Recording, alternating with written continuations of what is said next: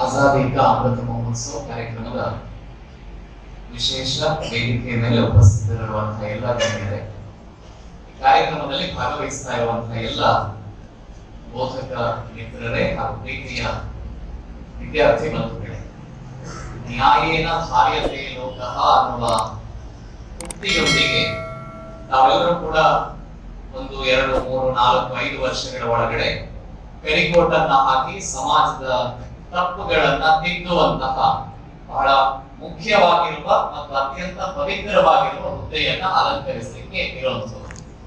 ಈ ಜಗತ್ತು ಯಾವುದರಿಂದ ಧರಿಸಲ್ಪಟ್ಟಿದೆ ಅಂತಂದ್ರೆ ಅದು ನ್ಯಾಯದಿಂದ ಅನ್ನುವ ಸೂತ್ರ ವಾಕ್ಯವನ್ನೇ ನಿಮ್ಮ ಬದುಕಿನ ಉಸಿರನ್ನಾಗಿಸಿಕೊಂಡು ಈ ವಿದ್ಯಾಸಂಸ್ಥೆ ಒಳಗಡೆ ಬಂದಿದ್ದೀವಿ. ಈ ವಿದ್ಯಾಸಂಸ್ಥೆಯಿಂದ ಹೊರಗಡೆ ಹೋಗಬೇಕಾಗಿದ್ರೆ ನಾವೆಲ್ಲ ತೆಗೆದುಕೊಂಡು ಹೋಗಬೇಕಾಗಿರುವಂತದ್ದು ಅದೇ ನ್ಯಾಯ ಪದ್ಧತಿಯನ್ನು.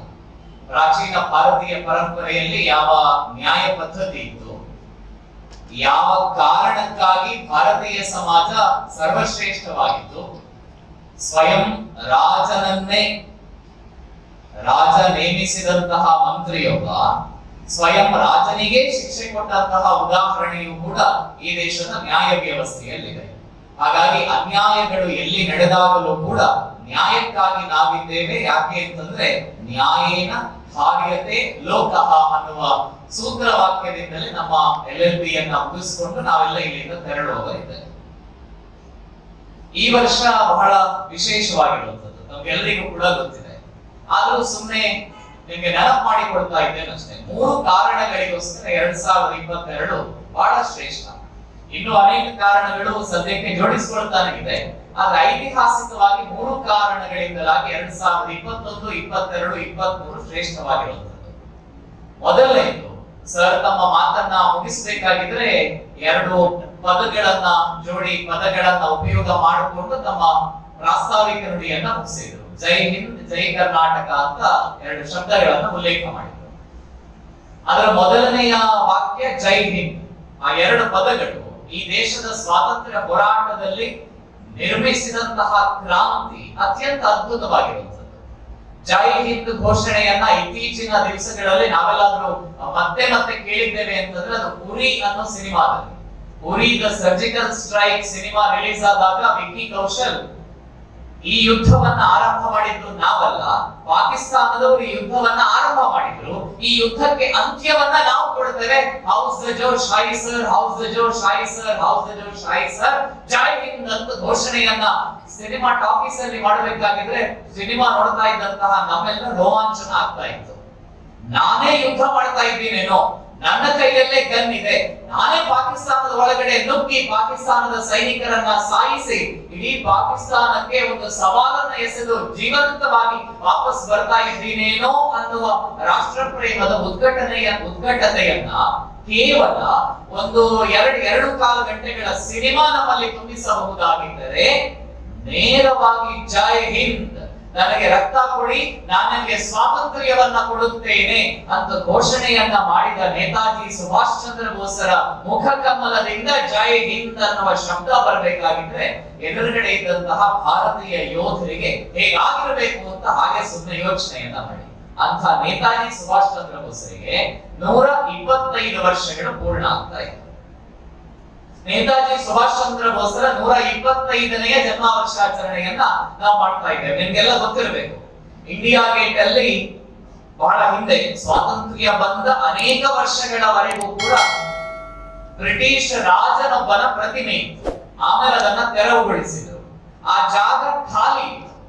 ಯಾರಾದ್ರೂ ಒಬ್ಬ ಭಾರತಕ್ಕೆ ವಿದೇಶಿಯ ಬರಬೇಕಾಗಿದ್ರೆ ಇಂಡಿಯಾ ಗೇಟ್ ಮೂಲಕ ಹಾದು ಹೋಗಬೇಕಾಗಿದ್ರೆ ಯಾರನ್ನ ನೋಡಿದಾಗ ಭಾರತದ ವೈಭವದ ದಿನಗಳು ಮತ್ತೆ ಬರ್ತದೆ, ಯಾರನ್ನ ನೋಡಿದಾಗ ಭಾರತದ ಕ್ಷಾತ್ರ ತೇಜಸ್ಸು ನಮ್ಮ ಕಣ್ಣ ಎದುರುಗಡೆ ಬರ್ತದೆ, ಯಾವ ವ್ಯಕ್ತಿಯನ್ನ ಕಂಡಾಗ ಇಡೀ ಭಾರತದ ಚರಿತ್ರೆ ನನ್ನದೇ ಚರಿತ್ರೆ ಅನ್ನುವ ಸ್ವಾಭಿಮಾನ ನಮ್ಮಲ್ಲಿ ಪುಟಿದೇಳುತ್ತದೆ ಅನ್ನೋ ಪ್ರಶ್ನೆ ಬಂದಾಗ ಕೇಂದ್ರ ಸರ್ಕಾರ ಆಯ್ಕೆ ಮಾಡಿದ ಏಕಮೇವ ಅದ್ವಿತೀಯ ವ್ಯಕ್ತಿ ಅದು ನೇತಾಜಿ ಸುಭಾಷ್ ಚಂದ್ರ ಬೋಸ್. ಇನ್ನು ಮುಂದೆ ವಿದೇಶದ ಯಾವನೇ ಒಬ್ಬ ವ್ಯಕ್ತಿ ಭಾರತಕ್ಕೆ ಬರಬೇಕಾಗಿದ್ರೆ ಅಥವಾ ಭಾರತೀಯರೇ ಡೆಲ್ಲಿಗೆ ಹೋಗಬೇಕಾಗಿದ್ರೆ ಇಂಡಿಯಾ ಗೇಟ್ ಅಲ್ಲಿ ಆ ಮಹಾತ್ಮನಿಗೆ ಗೌರವವನ್ನ ಸಲ್ಲಿಸಿಯೇ ಮುಂದೆ ಹೋಗ್ಬೇಕು ಅನ್ನುವಂತಹ ಒಂದು ಸ್ಥಿತಿಯನ್ನ ಈ ದೇಶದಲ್ಲಿ ಇವತ್ತು ನಿರ್ಮಾಣ ಮಾಡಿದೆ ಅಂತಂದ್ರೆ ಸ್ವಾತಂತ್ರ್ಯ ಒಂದು 75 ವರ್ಷ ಆದ ಮೇಲೆ ಯಾರಿಗೆ ಅನಾಮಿಕನಿಗಲ್ಲ, ಅನಾಮಧೇಯನಿಗಲ್ಲ, ಹೆಸರು ಗೊತ್ತಿಲ್ಲದೆ ಇರುವ ಎಲೆಮರಿಯ ಕಾಯಿಯ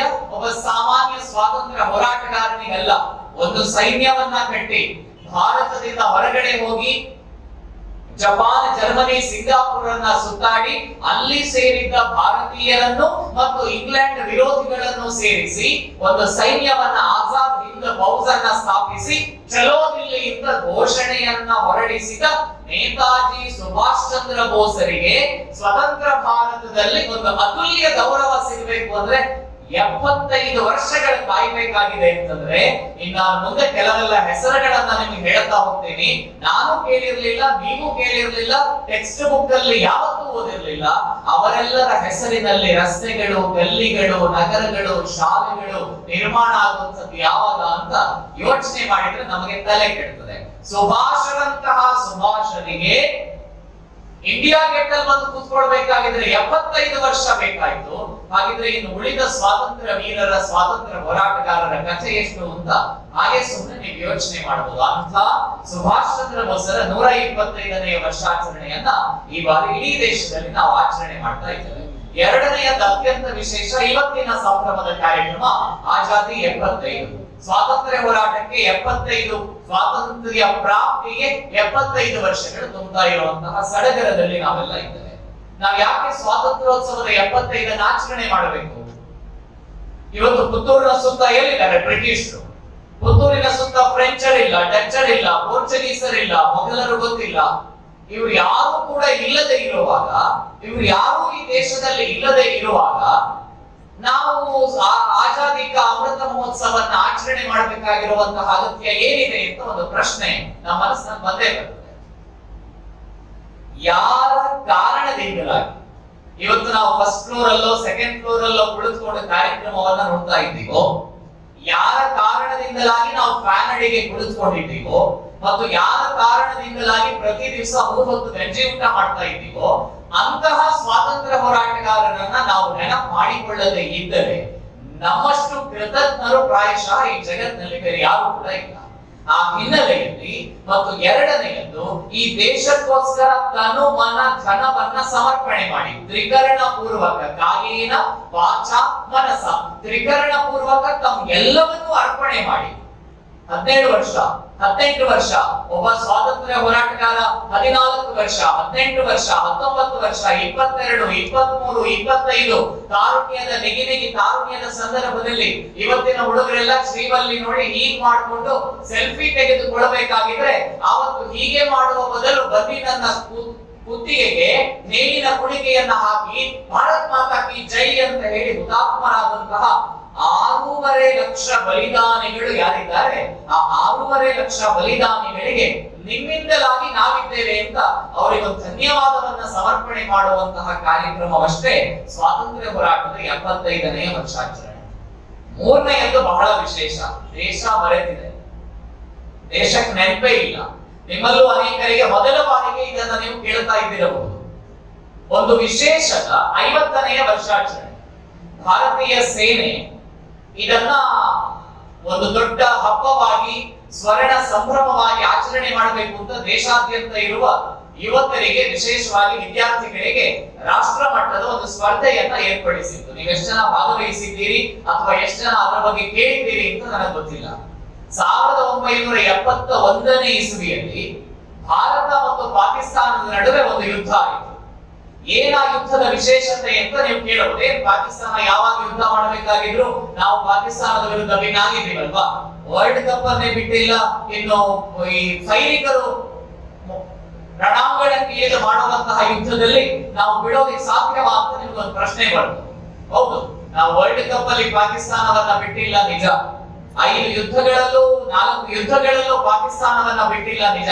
ಆದರೆ 1971ರ ಯುದ್ಧ ಅದು ಬಹಳ ವಿಶೇಷವಾದ, ಇಡೀ ಜಗತ್ತಿನ ಯುದ್ಧ ರಂಗದ ಇತಿಹಾಸದಲ್ಲಿ ಶತ್ರು ದೇಶ ಒಂದರ 93,000 ಸೈನಿಕರನ್ನ ಜೀವಂತ ಸೆರೆ ಹಿಡಿದು 93,000 ಸೈನಿಕರನ್ನ ಜೀವಂತ ಸೆರೆ ಹಿಡಿದ ಉದಾಹರಣೆ ಜಗತ್ತಿನ ಬೇರೆ ಯಾವುದೇ ರಾಷ್ಟ್ರದ ಹೆಸರಿಗೆ ಇಲ್ಲ. ಆ ಹೆಸರಿರುವಂತದ್ದು ಕೇವಲ ಭಾರತಕ್ಕೆ ಮಾತ್ರ. ಅದು 1971ರ ಭಾರತ ಮತ್ತು ಪಾಕಿಸ್ತಾನದ ನಡುವಿನ ಯುದ್ಧ.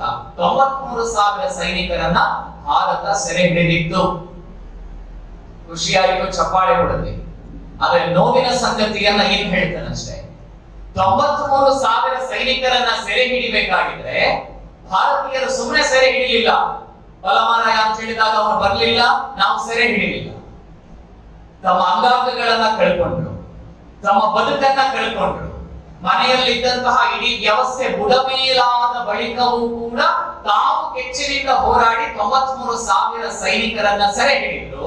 ಆದ್ರೆ ಆವತ್ತು ಈ ದೇಶದ ಪ್ರಧಾನಮಂತ್ರಿಯಾಗಿದ್ದಂತಹ ವ್ಯಕ್ತಿ ಕೇವಲ ಒಂದೇ ಒಂದು ಸಿಗ್ನೇಚರ್ ಅನ್ನ ಮಾಡುವುದರ ಮೂಲಕ ಆ ಅಷ್ಟೂ 93,000 ಸೈನಿಕರನ್ನ ಕೈಯಲ್ಲೊಂದು ತಟ್ಟೆ, ಅದರ ಮೇಲೆ 2 ಬಿಲಿಯನ್ ಒಂದು ಅಡಿಕೆ, ₹1 ಕಾಯಿನ್ ಅನ್ನ ಇಟ್ಟು ಪಾಕಿಸ್ತಾನಕ್ಕೆ ರವಾನೆ ಮಾಡಿಬಿಟ್ಟು 93,000 ಸೈನಿಕರನ್ನ ಯಾವ ಈ ದೇಶದ ಸೈನಿಕರು ತಮ್ಮ ಕೈಯನ್ನ ಕಾಲನ್ನ ಕಳೆದುಕೊಂಡು ಅಂಗವಿಕಲರಾಗಿ ಪ್ರಾಣವನ್ನೇ ಬಲಿ ಕೊಟ್ಟು ಮನೆಯಲ್ಲಿದ್ದ ಹೆಂಡತಿಯ ಕತ್ತಿನಿಂದ ತಾಡಿ ತೆಗೆಯುವಂತೆ ಮಾಡಿ, ಅಪ್ಪ ಮತ್ತು ಅಮ್ಮ ಕಣ್ಣೀರ ಕೋಟಿಯಲ್ಲಿ ಮರಗುವಂತೆ ಮಾಡಿ, ಇನ್ನೂ ಕೂಡ ಅಪ್ಪ ಅಂದ್ರೆ ಏನು ಅಂತ ಗೊತ್ತಿಲ್ಲದೆ ಇದ್ದಂತಹ ಪುಟ್ಟ ಮಗು ತನ್ನನ್ನ ಗೋಡೆ ಮೇಲೆಯ ಚಿತ್ರದಲ್ಲಿ ಮಾತ್ರ ನೋಡುವಂತೆ ಮಾಡಿದ ಭಾರತೀಯ ಸೈನಿಕರ ತ್ಯಾಗವನ್ನ, ಬಲಿದಾನವನ್ನ, ಶೌರ್ಯವನ್ನ, ಸಾಹಸವನ್ನ ಹೊಸಕಿ ಹಾಕಿ ಅದರ ಮೇಲೆ 93,000 ಸೈನಿಕರನ್ನ ಪಾಕಿಸ್ತಾನಕ್ಕೆ ಕಳಿಸಿಕೊಟ್ಟಂತಹ ಉದಾಹರಣೆ ಕೂಡ ಇದೇ ದೇಶದಲ್ಲಿದೆ.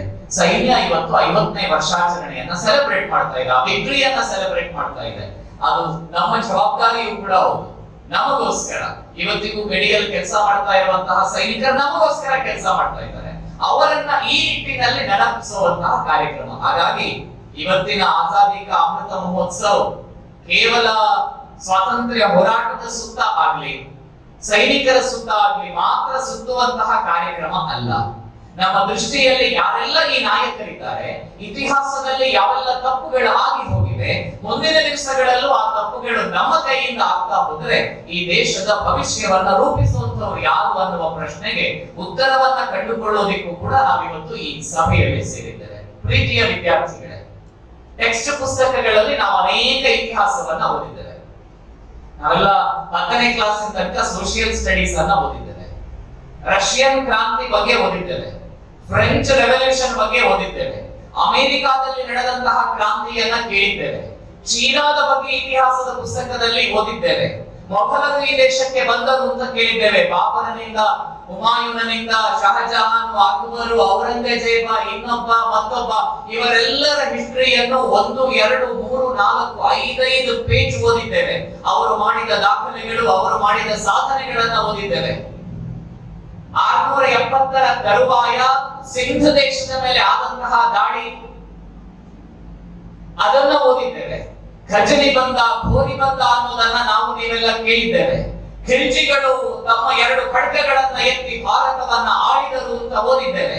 ಸುಮಾರು 1100 ವರ್ಷಗಳ ಕಾಲ ಬ್ರಿಟಿಷರು ಬರುವವರೆಗೆ 1000ದಿಂದ 1100 ವರ್ಷಗಳ ಕಾಲ ಮೊಘಲರದ್ದು, ಘೋರಿಗಳದ್ದು, ಘಜ್ನಿಗಳದ್ದು, ಖಿಲ್ಜಿಗಳದ್ದು ದಾಳಿ ಈ ದೇಶದ ಮೇಲಾಗಿದ್ದು, ಅವರೆಲ್ಲರೂ ಈ ದೇಶವನ್ನ ಲೂಟಿ ಮಾಡಿದರು, ಈ ದೇಶವನ್ನ ಆಕ್ರಮಿಸಿದರು, ನಮ್ಮನ್ನ ನುಜ್ಜು ಮಾಡಿದರು ಅನ್ನುವ ಇತಿಹಾಸವನ್ನ ಓದ್ತಾ ಓದ್ತಾ ಓದ್ತಾ ಬರಬೇಕಾಗಿದ್ರೆ ಎಲ್ಲಾದ್ರೂ ಒಂದೇ ಒಂದು ಪುಸ್ತಕದಲ್ಲಿ, ಯಾವುದಾದ್ರೂ ಒಂದೇ ಒಂದು ಪಾಠದಲ್ಲಿ ಆ ಸಿಂಧ್ ದೇಶವನ್ನ ಉಳಿಸುವುದಕ್ಕಾಗಿ ವೀರ ದಾಹಿರನೆಂಬ ರಾಜ 2 ಕೈಗಳಲ್ಲಿ ಖಡ್ಗವನ್ನ ಹಿಡಿದುಕೊಂಡು ಬಡಿದಾಡಿದ ಚರಿತ್ರೆಯನ್ನ ನಾವು ಓದಿದೀವ. ವೀರ ದಾಹಿರನ ತಲೆಯನ್ನ ಶತ್ರುಗಳು ಕಡಿದಾಗ ಯಾವ ಶತ್ರು ಮಹಮ್ಮದ್ ಬಿನ್ ಕಾಸಿಂ ತನ್ನ ತಂದೆಯ ತಲೆಯನ್ನ ಕಡಿದನೋ ಆ ಮಹಮ್ಮದ್ ಬಿನ್ ಕಾಸಿಮನ ಮೇಲೆ ದ್ವೇಷವನ್ನ ಕಟ್ಟಿಕೊಂಡು 2 ಹೆಣ್ಣು ಮಕ್ಕಳು, ದಾಹಿರನ 2 ಹೆಣ್ಣು ಮಕ್ಕಳು, ಸೂರ್ಯಾದೇವಿ ಮತ್ತು ಪರಿಮಳಾದೇವಿ ಅನ್ನುವ 2 ಹೆಣ್ಣು ಮಕ್ಕಳು ತಂದೆಯ ಸಾವಿಗೆ ಪ್ರತೀಕಾರವಾಗಿ ಮೊಹಮ್ಮದ್ ಬಿನ್ ಕಾಸಿಮನ ತಲೆ ತೆಗೆಯುವವರೆಗೂ ಕೂಡ ತಾವು ಜೀವಂತ ಇದ್ದು ಶತ್ರುಗಳ ತಲೆ ಕಡಿದಾದ ಬಳಿಕ ಪರಸ್ಪರ ಇಳಿದುಕೊಂಡು ಸತ್ತಂತಹ ಘಟನೆಯನ್ನ ನಾವು ಯಾವತ್ತಾದ್ರೂ ಓದಿದ್ದೀವ ಅಂತ ಯೋಚನೆಯನ್ನ ಮಾಡಿ. ಆವತ್ತು ಸಿಂಧು ಮೇಲೇನೋ ದಾಳಿ ಆಯ್ತು ಅರಬ್ಬರದ್ದು, ಆದ್ರೆ ಮುಂದಿನ 300 ವರ್ಷಗಳ ಕಾಲ ನೀವು ಚರಿತ್ರೆಯಲ್ಲಿ ಎಲ್ಲೂ ಕೂಡ ಭಾರತದ ಮೇಲೆ ಬರ್ಬರ ದಾಳಿಯಾದದ್ದು, ಭಾರತವನ್ನ ಆಕ್ರಮಿಸಿದ್ದು, ಭಾರತದ ಮೇಲೆ ವಿಶೇಷವಾಗಿರುವಂತಹ ಆಕ್ರಮಣಗಳು ನಡೆದು ಸಂಪತ್ತನ್ನ ಲೂಟಿ ಮಾಡಿದ್ದನ್ನ 200-250 ವರ್ಷಗಳ ಕಾಲ ಇತಿಹಾಸದಲ್ಲಿ ಓದೋದಕ್ಕೆ ಸಾಧ್ಯ ಇಲ್ಲ. ಯಾಕೆ ಅನ್ನುವ ಪ್ರಶ್ನೆಗೆ ಇತಿಹಾಸಕಾರರು ಉತ್ತರ ಕೊಡುವುದಿಲ್ಲ. ಯಾಕೆ ಉತ್ತರ ಕೊಡೋದಿಲ್ಲ ಅಂತಂದ್ರೆ, ಉತ್ತರ ಕೊಟ್ಟರೆ ಅಲ್ಲಿ ಗುರ್ಜರ ಪ್ರತಿಹಾರರನ್ನ ಹೀರೋ ಮಾಡಬೇಕು, ಉತ್ತರ ಕೊಟ್ಟರೆ ಪರಮಾರರನ್ನ ಹೀರೋ ಮಾಡಬೇಕು, ಉತ್ತರ ಕೊಟ್ಟರೆ ಕಾಶ್ಮೀರದ ರಾಜ ಲಲಿತಾದಿತ್ಯ ದ ಗ್ರೇಟ್ ಅಂತ ಹೇಳಬೇಕು. ಹೇಳೋದಕ್ಕೆ ಇತಿಹಾಸಕಾರರಿಗೆ ಮನಸ್ಸಿಲ್ಲ. ಲಲಿತಾದಿತ್ಯನನ್ನ ಗ್ರೇಟ್ ಅಂತಂದ್ರೆ, ಗುರ್ಜರ ಪ್ರತಿಹಾರರನ್ನ ಗ್ರೇಟ್ ಅಂತಂದ್ರೆ ಕಾಸಿಮನಿಗೆ ನೋವಾಗುವುದಿಲ್ವಾ? ಕಾಶ್ಮೀರದಲ್ಲಿ ಅತ್ಯಂತ ಅದ್ಭುತವಾಗಿರುವ ಸೇನೆಯನ್ನ ಸ್ಥಾಪನೆ ಮಾಡಿ ತನ್ನ ಸೈನ್ಯದ ಮೂಲಕ ಭಾರತದ ಎಲ್ಲ ಗಡಿಗಳಲ್ಲಿ, ವಿಶೇಷವಾಗಿ ವಾಯುವ್ಯದ ಪಂಜಾಬಿನ ಗಡಿಗಳಲ್ಲಿ ಎಲ್ಲಿಂದ ವಿದೇಶಿಯರು ನುಸುಳುತ್ತಾ ಇದ್ರು ಅಲ್ಲೆಲ್ಲ ಪ್ರತಿ 15-20 ಕಿಲೋಮೀಟರ್ಗಳಿಗೆ ಒಂದರಂತೆ ಸಣ್ಣ ಸೇನಾ ತುಕಡಿ, 100 ಕಿಲೋಮೀಟರ್ಗೆ ಒಂದರಂತೆ ಒಂದು ಸ್ವಲ್ಪ ದೊಡ್ಡ ಸೇನಾ ತುಕಡಿಗಳನ್ನ ಸ್ಥಾಪನೆ ಮಾಡಿದ ಗುರ್ಜರ ಪ್ರತಿಹಾರರ ರಾಜವಂಶಸ್ಥರ ಕಥೆಗಳನ್ನ ನಾವು ಕೇಳೋದು ಯಾವಾಗ, ನಾವು ಹೇಳೋದು ಯಾವಾಗ ಅಂತ ಯೋಚನೆಯನ್ನ ಮಾಡಿ. ಹೌದು, ಘಜನಿಗಳು, ಘೋರಿಗಳು ಈ ದೇಶದ ಮೇಲೆ 17 ಬಾರಿ ಆಕ್ರಮಣ ಮಾಡಿದ್ದು ನಿಜ. ಆದ್ರೆ ಅದೇ ಘಜನಿ ಘೋರಿಗಳನ್ನ ಇದೇ ದೇಶದ ವೀರರು ಸಾಯಿಸಿದ ಕಥೆಯನ್ನ ನಾವು ಯಾವತ್ತೂ ಇತಿಹಾಸದಲ್ಲಿ ಓದಲೇ ಇಲ್ಲ, ಯಾವತ್ತೂ ಇತಿಹಾಸದಲ್ಲಿ ಓದಲೇ ಇಲ್ಲ. ನಮಗೆ ಪೃಥ್ವಿರಾಜ್ ಚೌಹಾಣ್ ಯಾರು ಅನ್ನುವ ಪ್ರಶ್ನೆಗೆ ಅನೇಕ ಬಾರಿ ನಮ್ಗೆ ಉತ್ತರವೇ ದೊರಕುವುದಿಲ್ಲ. ಯಾರು ಪೃಥ್ವಿರಾಜ್ ಚೌಹಾಣ್? ದೆಹಲಿಯನ್ನ ಆಳ್ತಾ ಇದ್ದಂತಹ ಮಹಾನಾಯಕ. ಈ ಆಕ್ರಮಣಕಾರರೆಲ್ಲ ಬಂದು ಮೊದಲ ಬಾರಿಗೆ ಪೃಥ್ವಿರಾಜ್ ಚೌಹಾಣ್ ಗೆದ್ದಾಗ ಮಾಡಿದ ತಪ್ಪು ನಮ್ಮೆಲ್ಲರದ್ದು ಕೂಡ ಭಾರತೀಯ ಸಮಾಜದ ಒಂದು ಬಹಳ ದೊಡ್ಡ ದೌರ್ಬಲ್ಯ ಏನು ಅಂತಂದ್ರೆ, ಇನ್ನೊಬ್ಬ ತಪ್ಪು ಮಾಡಿ ಶರಣ ಬಂದಾಗ ಆಯ್ತು ಮಾರಾಯ ಹೋಗಿ ಬದುಕು ಅಂತ ಬಿಟ್ಟು ಬಿಡ್ತೇವೆ. ಆತ 2ನೇ ಬಾರಿ ದಾಳಿ ಮಾಡ್ತಾನೆ, ಅವಾಗ್ಲೂ ಗೆಲ್ತೇವೆ, ಅವಾಗ್ಲೂ ಕೂಡ ದಮ್ಮಯ್ಯ ದಕ್ಕಯ್ಯ ಅಂತ ಹೇಳ್ತಾನೆ, ಸರಿ ಮಾರಾಯ ಹೋಗಿ ಬದುಕು ಅಂತ ಹೇಳ್ತಾನೆ. ಈ ಭಾರತೀಯರ ದೌರ್ಬಲ್ಯ ಗೊತ್ತಾದ ತಕ್ಷಣ ಆಕ್ರಮಣಕಾರರೆಲ್ಲ ಪ್ರತಿ ಬಾರಿ ದಾಳಿಯನ್ನ ಮಾಡ್ತಾರೆ. ಕೊನೆಗೆ ಪೃಥ್ವಿರಾಜನ ಕಣ್ಣುಗಳನ್ನ ಕಿತ್ತು ತೆಗಿತಾರಂತೆ. ಪೃಥ್ವಿರಾಜ ಚೌಹಾಣನ ಕಣ್ಣುಗಳನ್ನ ಕಿತ್ತು ತೆಗಿತಾರೆ. ಚಾಂದ್ ಬರ್ದಾಯಿ ಅನ್ನುವ ಕವಿ ತನ್ನ ಪೃಥ್ವಿರಾಜ ರಾಸೋದಲ್ಲಿ ತುಂಬಾ ಸೊಗಸಾಗಿ ಈ ಇತಿಹಾಸವನ್ನ ದಾಖಲಿಸ್ತಾನೆ. ಕಣ್ಣುಗಳನ್ನ ಕಿತ್ತು ತೆಗಿತಾನೆ. ಆದರೆ ಆ ಆಕ್ರಮಣಕಾರನನ್ನ ಸಾಯಿಸಬೇಕಾಗಿತ್ತು. ಅವನನ್ನ ಸಾಯಿಸಬೇಕು ಅಂತಂದ್ರೆ ಏನ್ ಮಾಡಬೇಕು? ಸಾಯಿಸಬೇಕು ಅಂದ್ರೆ ಈತನಿಗೆ ಶಬ್ದವನ್ನ ಕೇಳಿ, ಪೃಥ್ವಿರಾಜ ಚೌಹಾಣನಿಗೆ ಶಬ್ದವನ್ನು ಕೇಳಿ ಯಾವ ಜಾಗದಿಂದ ಶಬ್ದ ಕೇಳ್ತಾ ಇದೆ ಆ ಜಾಗಕ್ಕೆ ನಿಖರವಾಗಿ ಬಾಣ ಬಿಡುವಂತಹ ಕಲೆ ಗೊತ್ತಿತ್ತು. ಸ್ನೇಹಿತನೊಬ್ಬ ಜೈಲಿಗೆ ಬರ್ತಾನೆ, ಈತನನ್ನ ಕೂಡಿಟ್ಟ ಜೈಲಿಗೆ ಬರ್ತಾನೆ. ಒಂದು ಆಟ ಆಡಬೇಕು ಅಂತ ತೀರ್ಮಾನ ಮಾಡ್ತಾನೆ. ಯಾರಿಗೆ ಶಕ್ತಿ ಜಾಸ್ತಿ, ಯಾರಲ್ಲಿ ಯುಕ್ತಿ ಜಾಸ್ತಿ ಅನ್ನೋ ಆಟವನ್ನ ಹುಡುಕ್ತಾನೆ. ಸ್ನೇಹಿತ ಬರ್ತಾನೆ, ಚಾಂದ್ ಬರ್ದಾಯಿಯ ಸೊಗಸಾಗಿರುವ ಕಥಾನಕ. ಈ ಶಬ್ದವನ್ನ ಕೇಳಿ ಬಾಣವನ್ನ ಬಿಡುವ ವಿದ್ಯೆ ಗೊತ್ತಿದ್ದ ಪೃಥ್ವಿರಾಜ್ ಶತ್ರು ಎಲ್ಲಿದ್ದಾನೆ ಅನ್ನುವುದನ್ನ ಆತನ ಬಾಯಿಯಿಂದ ಕೇಳಿ ತಿಳಿದುಕೊಳ್ತಾನೆ, ಬಾಣ ಬಿಡ್ತಾನೆ. ಆಮೇಲೆ ಚರಿತ್ರೆಯಲ್ಲೆಲ್ಲೂ ಕೂಡ ಆ ಆಕ್ರಮಣಕಾರನ ಇತಿಹಾಸ ದಾಖಲಾಗಿಲ್ಲ. ಆದರೆ ನಾವೆಲ್ಲೂ ಕೂಡ ಪೃಥ್ವಿರಾಜ ಚೌಹಾಣನನ್ನ ಹೀರೋ ಅಂತ ಕರೀತಾ ಇಲ್ಲ. ಯಾಕೆಂದ್ರೆ ಪೃಥ್ವಿರಾಜನನ್ನ ಹೀರೋ ಮಾಡಿದ್ರೆ ಯಾರಿಗಾದ್ರೂ ಬೇಸರ ಆದ್ರೆ ಈ ದೇಶದಿಂದ ಪೃಥ್ವಿರಾಜನ ಹೀರೋಯಿಸಂ ಅನ್ನ ಅಲ್ಲಿಗೆ ಮುಗಿಸಿದ್ಬಿಟ್ವಿ. ದೆಹಲಿಯ ಗದ್ದುಗೆ ಏನೋ ಹೋಯ್ತು ನಮ್ಮ ಕೈಯಿಂದ. ಆದ್ರೆ ದೆಹಲಿಯ ಗದ್ದುಗೆ ಹೋದ ಬಳಿಕ 1200ರಿಂದ 1900 ವರ್ಷಗಳ ಕಾಲ ಅಲ್ಲಿಗೆ ಯಾರೆಲ್ಲ ಆಕ್ರಮಣ ಮಾಡಿದ್ರು, ಸುಲ್ತಾನರು ಬಂದ್ರು, ಆಮೇಲೆ ಮೊಘಲರು ಬಂದು 300 ವರ್ಷ ಆಳ್ವಿಕೆಯನ್ನ ಮಾಡಿದ್ರು, ಇಡೀ ದೇಶದಲ್ಲಿ ತಮ್ಮ ರಾಜ್ಯ ವ್ಯಾಪ್ತಿಯನ್ನ ವಿಸ್ತರಿಸಿದ್ರು, ದಕ್ಷಿಣದಲ್ಲಿ ನಿಜಾಮರು ಬಂದ್ರು. ಈ 700 ವರ್ಷಗಳ ಕಾಲ ನಾವು ಇಷ್ಟೆಲ್ಲ ಹಿಸ್ಟ್ರಿಯನ್ನ ಓದ್ತೀವಲ್ವಾ? ಹಾಗಿದ್ರೆ ಅವರೆಲ್ಲರಿಗೂ ಕೂಡ ತಕ್ಕ ಪ್ರತೀಕಾರವನ್ನ ತೋರಿದಂತಹ ರಾಜ ಮಹಾರಾಜರುಗಳು ಈ ದೇಶದಲ್ಲಿ ಇರ್ಲಿಲ್ವಾ ಅಂತ ಒಂದು ಪ್ರಶ್ನೆ ನಮಗೆ ಸಹಜವಾಗಿಯೇ ಬರ್ತದೆ. ಉತ್ತರ ಮಾತ್ರ ನಮ್ಮಲ್ಲಿಲ್ಲ. ಯಾವ ಬಾಬರ್ನನ್ನ ದ ಗ್ರೇಟ್ ಅಂತ ಹಿಸ್ಟೋರಿಯನ್ಸ್ ಕರೀತಾರೆ, ಯಾವ ಬಾಬರನನ್ನ ಗೆದ್ದಂತಹ ಒಬ್ಬನೇ ಒಬ್ಬ ದೊರೆ ಭಾರತದಲ್ಲಿ ಇಲ್ಲ ಅಂತ ಅವಮಾನಕರವಾಗಿರುವ ಇತಿಹಾಸವನ್ನ ಬರೀತಾರೆ.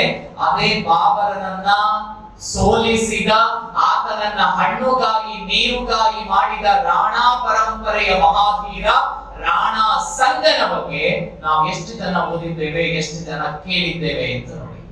ಮೇವಾರ ಮತ್ತು ಮಾರ್ವಾರ್, ಇವತ್ತಿನ ಜೋಧ್ಪುರ ಸಂಸ್ಥಾನ, ಇವತ್ತಿನ ಜೋಧ್ಪುರ್ ರಾಜಸ್ಥಾನದ್ದು, ಆ ಎರಡೂ ಸಂಸ್ಥಾನಗಳಲ್ಲಿ ನಿರಂತರವಾಗಿ ಹರಿದು ಬಂದಂತಹ ಮಹಾರಾಜರು. ಒಬ್ಬನೇ ಒಬ್ಬ ರಾಜ ಕೂಡ 9 ವರ್ಷ 10 ವರ್ಷ ಆತನಿಗೆ ಆಗಬೇಕಾಗಿದ್ರೆ ಆತ ಮನೆ ಒಳಗಡೆ ಇರ್ತಾ ಇರ್ಲಿಲ್ಲ, ನೇರ ಯುದ್ಧ ತರಬೇತಿಗೆ ಹೋಗ್ತಾ ಇದ್ದ. ಮೇವಾಡದ ವಂಶದ ಬಗ್ಗೆ ನಾನು ಹೇಳ್ತಾ ಇದ್ದೇನೆ, ಒಬ್ಬ ರಾಜ ಅಲ್ಲ. ಇಡೀ ಮೇವಾಡದ ವಂಶವೇ ಯಾರೆಲ್ಲ ಜನ್ಮ ಪಡೆದಿದ್ದಾರೆ ಅದರಲ್ಲಿ ಪ್ರತಿಯೊಬ್ಬನು 10-12 ವರ್ಷದ ಒಳಗಡೆ ಕೈಯಲ್ಲಿ ಖಡ್ಗ ಹಿಡ್ಕೊಂಡು ರಣಾಂಗಣಕ್ಕೆ ಹೋಗಿ ವಿದೇಶಿ ಆಕ್ರಮಣಕಾರರ ವಿರುದ್ಧ ಖಡ್ಗ ಹಿಡಿದು ಹೋರಾಟ ಮಾಡದಂತಹ ಚರಿತ್ರೆ ಈ ದೇಶದಲ್ಲಿ ದಾಖಲಾಗಿದೆ. ನಾವು ಮಾತ್ರ ಅದನ್ನ ಓದುವಂತಹ ಪ್ರಯತ್ನವನ್ನ ಮಾಡಲೇ ಇಲ್ಲ. ಒಬ್ಬ ಬಾಬರನ ವಿರುದ್ಧ ರಾಣಾ ಸಂಗ ಇದ್ದ. ಇತಿಹಾಸದಲ್ಲಿ ದಾಖಲಿಸ್ತಾರೆ, ಅಕ್ಬರ್ ದ ಗ್ರೇಟ್, ಸರ್ವ ಮತ ಸಹಿಷ್ಣು, ಸರ್ವ ಧರ್ಮ ಸಹಿಷ್ಣು ಅಂತ 9ನೇ ಕ್ಲಾಸ್ 10ನೇ ಕ್ಲಾಸ್ ಅಲ್ಲೆಲ್ಲ ನಮ್ಮ ಟೀಚರ್ ಪಾಠ ಮಾಡ್ತಾರೆ. ಸೋಷಿಯಲ್ ಸ್ಟಡೀಸ್ ಪಾಠ ಮಾಡುವ ಟೀಚರ್ಗೆ ಗೊತ್ತಿದೆ, ನಮ್ಮ ವಿವೇಕಾನಂದದ ಮಕ್ಕಳಿಗೆ, ನಮ್ಮ ಪುತ್ತೂರಿನ ಮಕ್ಕಳಿಗೆ ನಾನು ಸುಳ್ಳು ಹೇಳ್ತಾ ಇದ್ದೀನಲ್ಲ ಅಂತ ಗೊತ್ತಿದೆ. ಆದ್ರೆ ಆ ಸುಳ್ಳನ್ನ ಬರೆಯದೇ ಇದ್ರೆ ಸೋಷಿಯಲ್ ಸ್ಟಡೀಸ್ ಅಲ್ಲಿ ಆ ಪ್ರಶ್ನೆಗೆ 3ಕ್ಕೆ 3 ಅಂಕ ಸಿಗೋದಿಲ್ಲ. ಬರೀಬೇಕು, ಹೊಗಳಬೇಕು. ಹಳದಿ ಘಾಟ್ ಯುದ್ಧದಲ್ಲಿ ಅಕ್ಬರ ಗೆದ್ದ ಅಂತ ಬರೀಬೇಕು.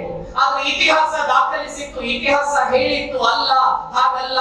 ಹಳದಿ ಘಾಟ್ ಯುದ್ಧದಲ್ಲಿ ಅಕ್ಬರ ಸೋತಿದ್ದ, ರಾಣಾ ಪ್ರತಾಪ ಸಿಂಹ ಗೆದ್ದಿದ್ದ ಅನ್ನುವ ಚರಿತ್ರೆ ಬಂದದ್ದು 4-5 ವರ್ಷಗಳ ಹಿಂದೆ. ವಿಜಯವಾಣಿ ಪತ್ರಿಕೆಯಲ್ಲಿ ಒಂದು ಸೀರೀಸ್ ಅಂಕಣ ಬಂತು. ಹಳದಿ ಘಾಟ್ ಯುದ್ಧದಲ್ಲಿ ಯಾರು ಗೆದ್ದದ್ದು? ನಿಜವಾಗಿಯೂ ಅಕ್ಬರ ಗೆದ್ದದ್ದೇ. ಸ್ವಾತಂತ್ರ್ಯ ಬಂದ 70 ವರ್ಷಗಳಾದ ಬಳಿಕವೂ ಕೂಡ ಅಕ್ಬರ ಗೆದ್ದ, ರಾಣಾ ಪ್ರತಾಪ್ ಸೋತ ಅಂತ ಹೇಳ್ತಾ ಇದ್ದೀವಲ್ವಾ. ಪಿನ್ ಟು ಪಿನ್ ದಾಖಲೆಗಳನ್ನ ವಿಜಯವಾಣಿ ಪತ್ರಿಕೆಯಲ್ಲಿ ನಮೂದಿಸ್ತಾರೆ. ಅಲ್ಲಿಯ ಮಧ್ಯಪ್ರದೇಶ ಸರ್ಕಾರ, ರಾಜಸ್ಥಾನದ ಸರ್ಕಾರಗಳು ಅಲ್ಲಿಯ ಇತಿಹಾಸವನ್ನ ಬದಲಿಸಿ, ಹೌದು ಹಳದಿ ಘಾಟ್ ಯುದ್ಧದಲ್ಲಿ ರಾಣಾ ಪ್ರತಾಪ ಗೆದ್ದಿದ್ದ, ಅಕ್ಬರ ಸೋತಿದ್ದ ಅನ್ನುವಂಥದ್ದನ್ನ ಆಮೇಲೆ ಉಲ್ಲೇಖಿಸ್ತಾರೆ. ದೆಹಲಿ ಸಿಂಹಾಸನದಲ್ಲಿ ಇನ್ನೊಬ್ಬ ರಾಜ ಬಂದು ಕೂತಿದ್ದ, ನಮಗ್ ಗೊತ್ತೇ ಇಲ್ಲ. ನಾನು 100ಕ್ಕೆ 100 ಚಾಲೆಂಜ್ ಹಾಕಿ ಹೇಳ್ತಾ ಇದ್ದೇನೆ, ನಿಮ್ಮಲ್ಲಿ 99% ವಿದ್ಯಾರ್ಥಿಗಳು ಮೊದಲ ಬಾರಿಗೆ ಈತನ ಹೆಸರನ್ನ ಕೇಳ್ತಾ ಇದ್ದೀರಿ. ಮೊದಲ ಬಾರಿಗೆ ಒಬ್ಬ ಸಾಮಾನ್ಯ ಕುಟುಂಬದಲ್ಲಿ ಜನಿಸಿದಂತಹ ಬಾಲಕ, ಅವನು ವ್ಯಾಪಾರ ಮಾಡ್ತಾ ಇದ್ದ. ವಿದೇಶದಿಂದ ಯಾರೆಲ್ಲ ಬರ್ತಾರೆ ಅವ್ರ ಜೊತೆಗೆ ಇಲ್ಲಿಯ ಸಾಂಬಾರ ಪದಾರ್ಥಗಳನ್ನು, ಇಲ್ಲಿಗೆ ಬೇಕಾಗಿರುವಂತಹ ಬೇರೆ ಬೇರೆ ರಾಜ್ಯಗಳಿಗೆ ಬೇಕಾಗಿರುವಂತಹ ಮದ್ದು ಗುಂಡುಗಳನ್ನ, ಖಡ್ಗ, ಇನ್ನೊಂದು ಮತ್ತೊಂದು, ಈ ರೀತಿಯ ವ್ಯಾಪಾರವನ್ನ ಮಾಡ್ತಾ ಇದ್ದಂತಹ ಒಬ್ಬ ಸಾಮಾನ್ಯ ಹುಡುಗ. ಹೇಮು ಅಂತ ಅವನ ಹೆಸರು, ಹೇಮು ಅಂತ ಹೆಸರು. ಆತ ನಿಧಾನಕ್ಕೆ ಬೆಳೀತಾ ಮುಸಲ್ಮಾನ ದೊರೆಯೊಬ್ಬನ ಆಸ್ಥಾನದಲ್ಲಿಯೇ ಶಸ್ತ್ರ ಹಿಡಿತಾನೆ. ಅವನು ಬೆಳೀತಾ ಹೋಗ್ಬೇಕಾಗಿದ್ದು ಅವನಿಗೆ ಗೊತ್ತಾಯಿತು, ನಾನು ಯಾರ ಪರವಾಗಿ ಇವತ್ತು ಹೋರಾಟ ಮಾಡ್ತಾ ಇದ್ದೇನೆ ಅವನು ನನ್ನವನಲ್ಲ. ನಾಳೆಯ ದಿವಸ ನಾನೇನಾದ್ರೂ ಗೆದ್ದು ಬಿಡ್ತೇನೆ ಅಂತಂದಾಗ ನಿಶ್ಚಿತವಾಗಿ ಆತ ನನ್ನ ತಲೆ ಕಡಿತಾನೆ ಅಂತ ಗೊತ್ತಾಯ್ತು. ಹೇಗಿದ್ರು ಒಂದಲ್ಲ ಒಂದು ದಿನ ನಾನು ಸಾಯುವಂಥದ್ದೇ, ಸಾಯುವ ಮೊದಲು ನಾನೇಕೆ ದೆಹಲಿಯ ಸಿಂಹಾಸನದಲ್ಲಿ ಕುಳಿತುಕೊಳ್ಳಬಾರದು ಅಂತ ಯೋಚನೆ ಮಾಡ್ತಾನೆ ಆತ ಹೇಮು. ಯುದ್ಧ ಸಾರಿದ, ಎಷ್ಟು ಯುದ್ಧಗಳನ್ನ ಮಾಡ್ತಾನೆ ಆತ ಮೊಘಲರ ವಿರುದ್ಧ, ಸುಲ್ತಾನರ ವಿರುದ್ಧ, ದೆಹಲಿ ಸುಲ್ತಾನರ ವಿರುದ್ಧ. ಅಂದ್ರೆ 21 ಬಾರಿ ಯುದ್ಧವನ್ನ ಮಾಡ್ತಾನೆ. ಅನ್ಬೀಟೇಬಲ್. ಹೇಮುವನ್ನ ತಡೆಗಟ್ಟುವುದಕ್ಕೆ ಯಾವ ರಾಜನಿಂದಲೂ ಕೂಡ ಸಾಧ್ಯ ಆಗಲಿಲ್ಲ. ಹೇಮು ರಣಾಂಗಣಕ್ಕೆ ಬರ್ತಾನೆ ಅಂತಂದ್ರೆ ಸಾಯಂಕಾಲ ಅಥವಾ ಯುದ್ಧ ಮುಗಿದ ಬಳಿಕ ಅವನ ಊರಿನ ಹೆಣ್ಣು ಮಕ್ಕಳೆಲ್ಲ ಗಟ್ಟೆ ಆರತಿ ಎಲ್ಲ ಸಿದ್ಧ ಮಾಡ್ತಾ ಇದ್ರಾಯ್ತಂತೆ. ಹೇಮು ಯುದ್ಧಕ್ಕೆ ಹೋಗ್ತಾ ಇದ್ದಾನೆ ಅಂತಂದ್ರೆ ವಾಪಸ್ ಬರಬೇಕಾಗಿದ್ರೆ ಗೆಲುವು ಒಂದೇ, ಮರಳಿ ಬರಬೇಕಾಗಿದ್ರೆ ಅವನಿಗೆ ತಿಲಕ ಇಡಬೇಕು ಅಂತ ಊರಲ್ಲೆಲ್ಲ ಸಂಭ್ರಮ ಮಾಡ್ತಾ ಇದ್ರು. ಅಂತಹ ಕ್ಷಾತ್ರ ತೇಜದ ವ್ಯಕ್ತಿ ಹೇಮು ವಿಕ್ರಮಾದಿತ್ಯ ಮೊಘಲರನ್ನ ಸೋಲಿಸಿ, ಅಕ್ಬರ ಅವಾಗ ಸಣ್ಣ ಹುಡುಗ, ಆ ಅಕ್ಬರನ ಜೊತೆಯಲ್ಲಿ ಭೈರಾಮ್ ಖಾನ್ ಅಂತ ಒಬ್ಬ ಇದ್ದ, ಆತನನ್ನ ಸೋಲಿಸಿ ಆಳ್ವಿಕೆ ಮಾಡಿದ್ದು 1 ತಿಂಗಳಿಗೆ 2 ದಿವಸ ಕಡಿಮೆ ಇದ್ದಷ್ಟು ಕಾಲ ಆಗಿದ್ದರೂ ಕೂಡ ದೆಹಲಿಯ ಗದ್ದುಗೆಯನ್ನ ಏರಿ ಸಾಮ್ರಾಟ ಹೇಮಚಂದ್ರ ವಿಕ್ರಮಾದಿತ್ಯ ಅನ್ನುವ ಹೆಸರಿನಲ್ಲಿ ದೆಹಲಿಯ ಗದ್ದುಗೆಯನ್ನ ಏರ್ತಾನೆ. ಪೃಥ್ವಿರಾಜ ಚೌಹಾಣನ ನಂತರ ದೆಹಲಿ ಗದ್ದುಗೆಯನ್ನ ಏರಿದಂತಹ ಒಬ್ಬ ಹಿಂದೂ ರಾಜ ಸಾಮ್ರಾಟ ಹೇಮಚಂದ್ರ ವಿಕ್ರಮಾದಿತ್ಯ. ಆದ್ರೆ ಆ ಹೇಮಚಂದ್ರ ವಿಕ್ರಮಾದಿತ್ಯನನ್ನ ಇವತ್ತು ನಾವು ಕರೆಯುವಂಥದ್ದು ಏನು ಗೊತ್ತಾ? ಹೇಮು ಅಷ್ಟೇ. ಪುಸ್ತಕದಲ್ಲಿ ಇಲ್ಲ ಅಂತಲ್ಲ, ಇತಿಹಾಸದಲ್ಲಿ ಇಲ್ಲ ಅಂತಲ್ಲ. ಹೂ ಫಾಟ್ ಅಗೇನ್ಸ್ಟ್ ಅಕ್ಬರ್ ಅಂತ ನೀವು ಹಾಕಿದ್ರೆ ಹೇಮು ಅಷ್ಟೇ ಉತ್ತರ, ಹೇಮು. ಆತ ಬರಿಯ ಹೇಮು ಅಲ್ಲ. ಅಕ್ಬರ್ ಅಂತ ಕರಿಬೇಕಾಗಿದ್ರೆ ಅಕ್ಬರ್ ದ ಗ್ರೇಟ್ ಅಂತ ಹೇಳೋದಕ್ಕೆ ನಮಗೇನು ಯೋಚನೆಗಳೇ ಬರೋದಿಲ್ಲ. ಆದ್ರೆ ಅದೇ ಅಕ್ಬರ ಬಾಲಕ ಇದ್ದಾಗ ಆತನ ಸೈನ್ಯವನ್ನ ಸೋಲಿಸಿದಂತಹ ಸಾಮ್ರಾಟ ಹೇಮಚಂದ್ರ ವಿಕ್ರಮಾದಿತ್ಯನನ್ನ ಹೇಮು ಅನ್ನುವ ಹೆಸರಿಗೆ ನಾವು ಸೀಮಿತಗೊಳಿಸಿಬಿಡ್ತೇವೆ. ಕೊನೆ ಯುದ್ಧದಲ್ಲಿ ಹೇಮು ಸೋತ ನಿಜ, ಮೋಸಕ್ಕೆ ಒಳಗಾದ. ಹೇಮುವಿನ ತಲೆಯನ್ನ ಕತ್ತರಿಸಲಾಯಿತು, ಬೀದಿಯ ತುಂಬ ಮೆರವಣಿಗೆ ಮಾಡಿ ಆ ತಲೆಯನ್ನ ತೋರಣ ಕಟ್ಟಲಾಯಿತು ಅನ್ನುವಂಥದ್ದು ಬೇರೆಯಾಗಿದ್ದರೂ ಕೂಡ 21 ಬಾರಿ ಶತ್ರುಗಳ ವಿರುದ್ಧ ಯುದ್ಧ ಮಾಡಿ ಈ ದೇಶವನ್ನ ರಕ್ಷಿಸಿದನಲ್ಲ ಸಾಮ್ರಾಟ ಹೇಮಚಂದ್ರ ವಿಕ್ರಮಾದಿತ್ಯ. ಆತನ ತ್ಯಾಗದ ಕಥೆಯನ್ನ, ಬಲಿದಾನದ ಕಥೆಯನ್ನ ನಾವು ನೀವು ನೆನಪು ಮಾಡಿಕೊಳ್ಳದೇ ಇದ್ರೆ ಮತ್ತೆ ಮುಂದೆ ಮಾಡ್ಕೊಳ್ಳುವಂಥವ್ರು ಯಾರು?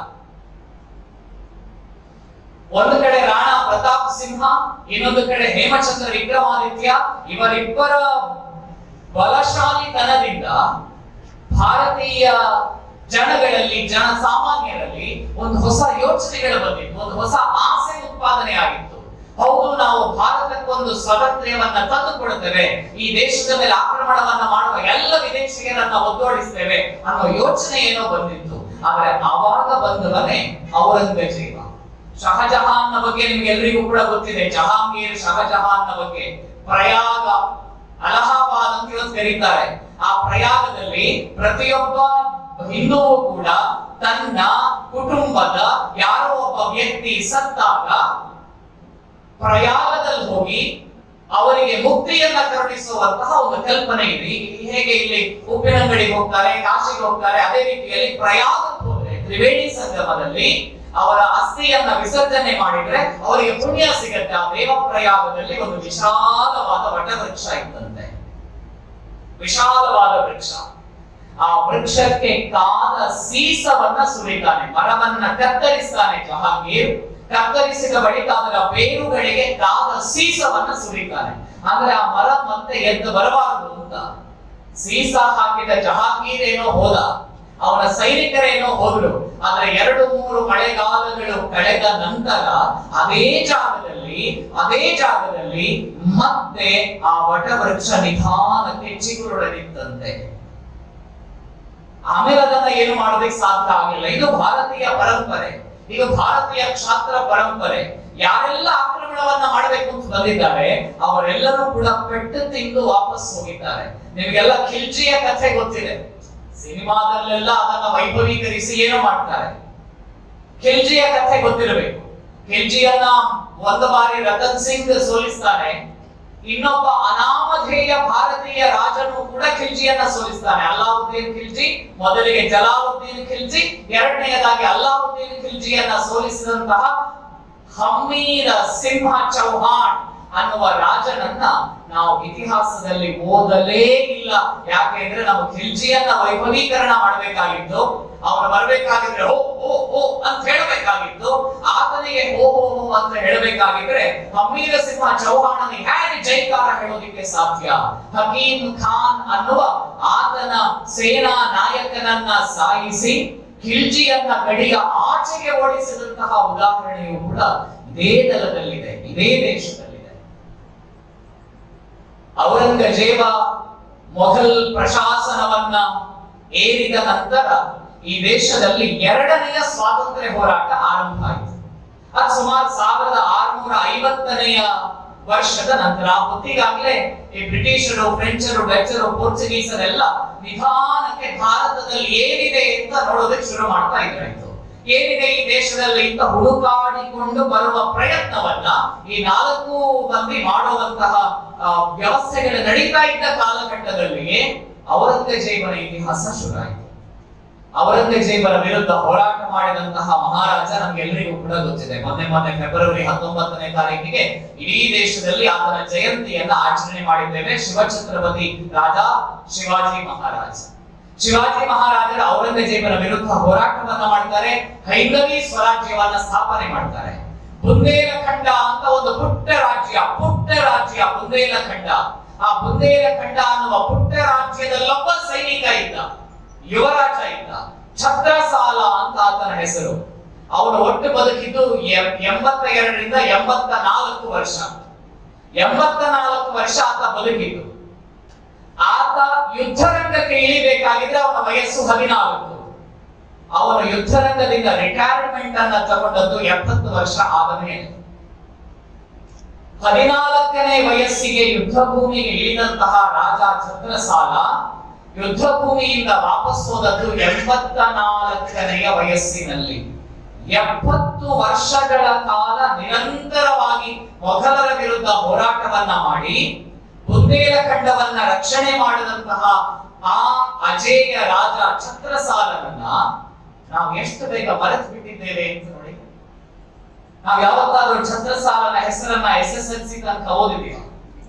ಸೆಕೆಂಡ್ PUC ಯಲ್ಲಿ ಏನಾದ್ರು ಯಾರಾದ್ರೂ ಆರ್ಟ್ಸ್ ಅನ್ನ ತಗೊಂಡಿದ್ದಿದ್ರೆ ಇತಿಹಾಸದ ಪುಸ್ತಕದಲ್ಲಿ ಛತ್ರಸಾಲ ಅನ್ನುವ ಹೆಸರನ್ನ ಓದಿದ್ರೆ ಒಂದು ಹೆಸರು, ಒಂದು ಶಬ್ದ, ಒಂದು ವಾಕ್ಯದಲ್ಲಿ ಆತನ ಚರಿತ್ರೆ ಮುಗಿದು ಹೋಗಿತ್ತು. 70 ವರ್ಷಗಳ ಕಾಲ ಹೋರಾಟವನ್ನ ಮಾಡೋದು ಅಂತಂದ್ರೆ ಸಾಮಾನ್ಯ ಅಲ್ಲ. ಇವತ್ತು 84 ಏಜ್ ಏನು? ನಾವು ನೀವೆಲ್ಲ ನಮ್ಮ ಕಾಲದ ಜನ 40-45 ವರ್ಷ ಆಗಬೇಕಾಗಿದ್ರೆ ಆಲ್ಮೋಸ್ಟ್ ಗ್ರೌಂಡ್ ಇಂದ ಹೊರಗಡೆ ಹೋಗ್ಬಿಟ್ಟಿರ್ತಾರೆ. 84ನೇ ವಯಸ್ಸಿಗೂ ಕೂಡ ಹೋರಾಟವನ್ನ ಒಬ್ಬ ಮಾಡಬೇಕು ಅಂತಂದ್ರೆ ಎಂಥ ತೇಜಸ್ ಆತನಲ್ಲಿ ಇರಬೇಕು ಅಂತ ನೀವು ಹಾಗೆ ಸುಮ್ಮನೆ ಯೋಚನೆ ಮಾಡಿ. ಹೈಂದವಿ ಸ್ವರಾಜ್ಯ ಸ್ಥಾಪನೆ ಆಯಿತು. ಒಂದು ಸಿನಿಮಾ ಬಂದಿದೆ, ಬಾಜಿರಾವ್ ಮಸ್ತಾನಿ ಅಂತ ಒಂದು ಸಿನಿಮಾ ಬಂತು 3-4 ವರ್ಷಗಳ ಹಿಂದೆ. ಅದರಲ್ಲೊಬ್ಬ ಬಾಜಿರಾಯನನ್ನ ತೋರಿಸ್ತಾರೆ. ಆ ಸಿನಿಮಾದಲ್ಲಿ ತೋರಿಸಿದ ಬಾಜಿರಾಯನಿಗೂ ನಿಜವಾದ ಬಾಜಿರಾಯನಿಗೂ ಅಜಗಜಾಂತರ.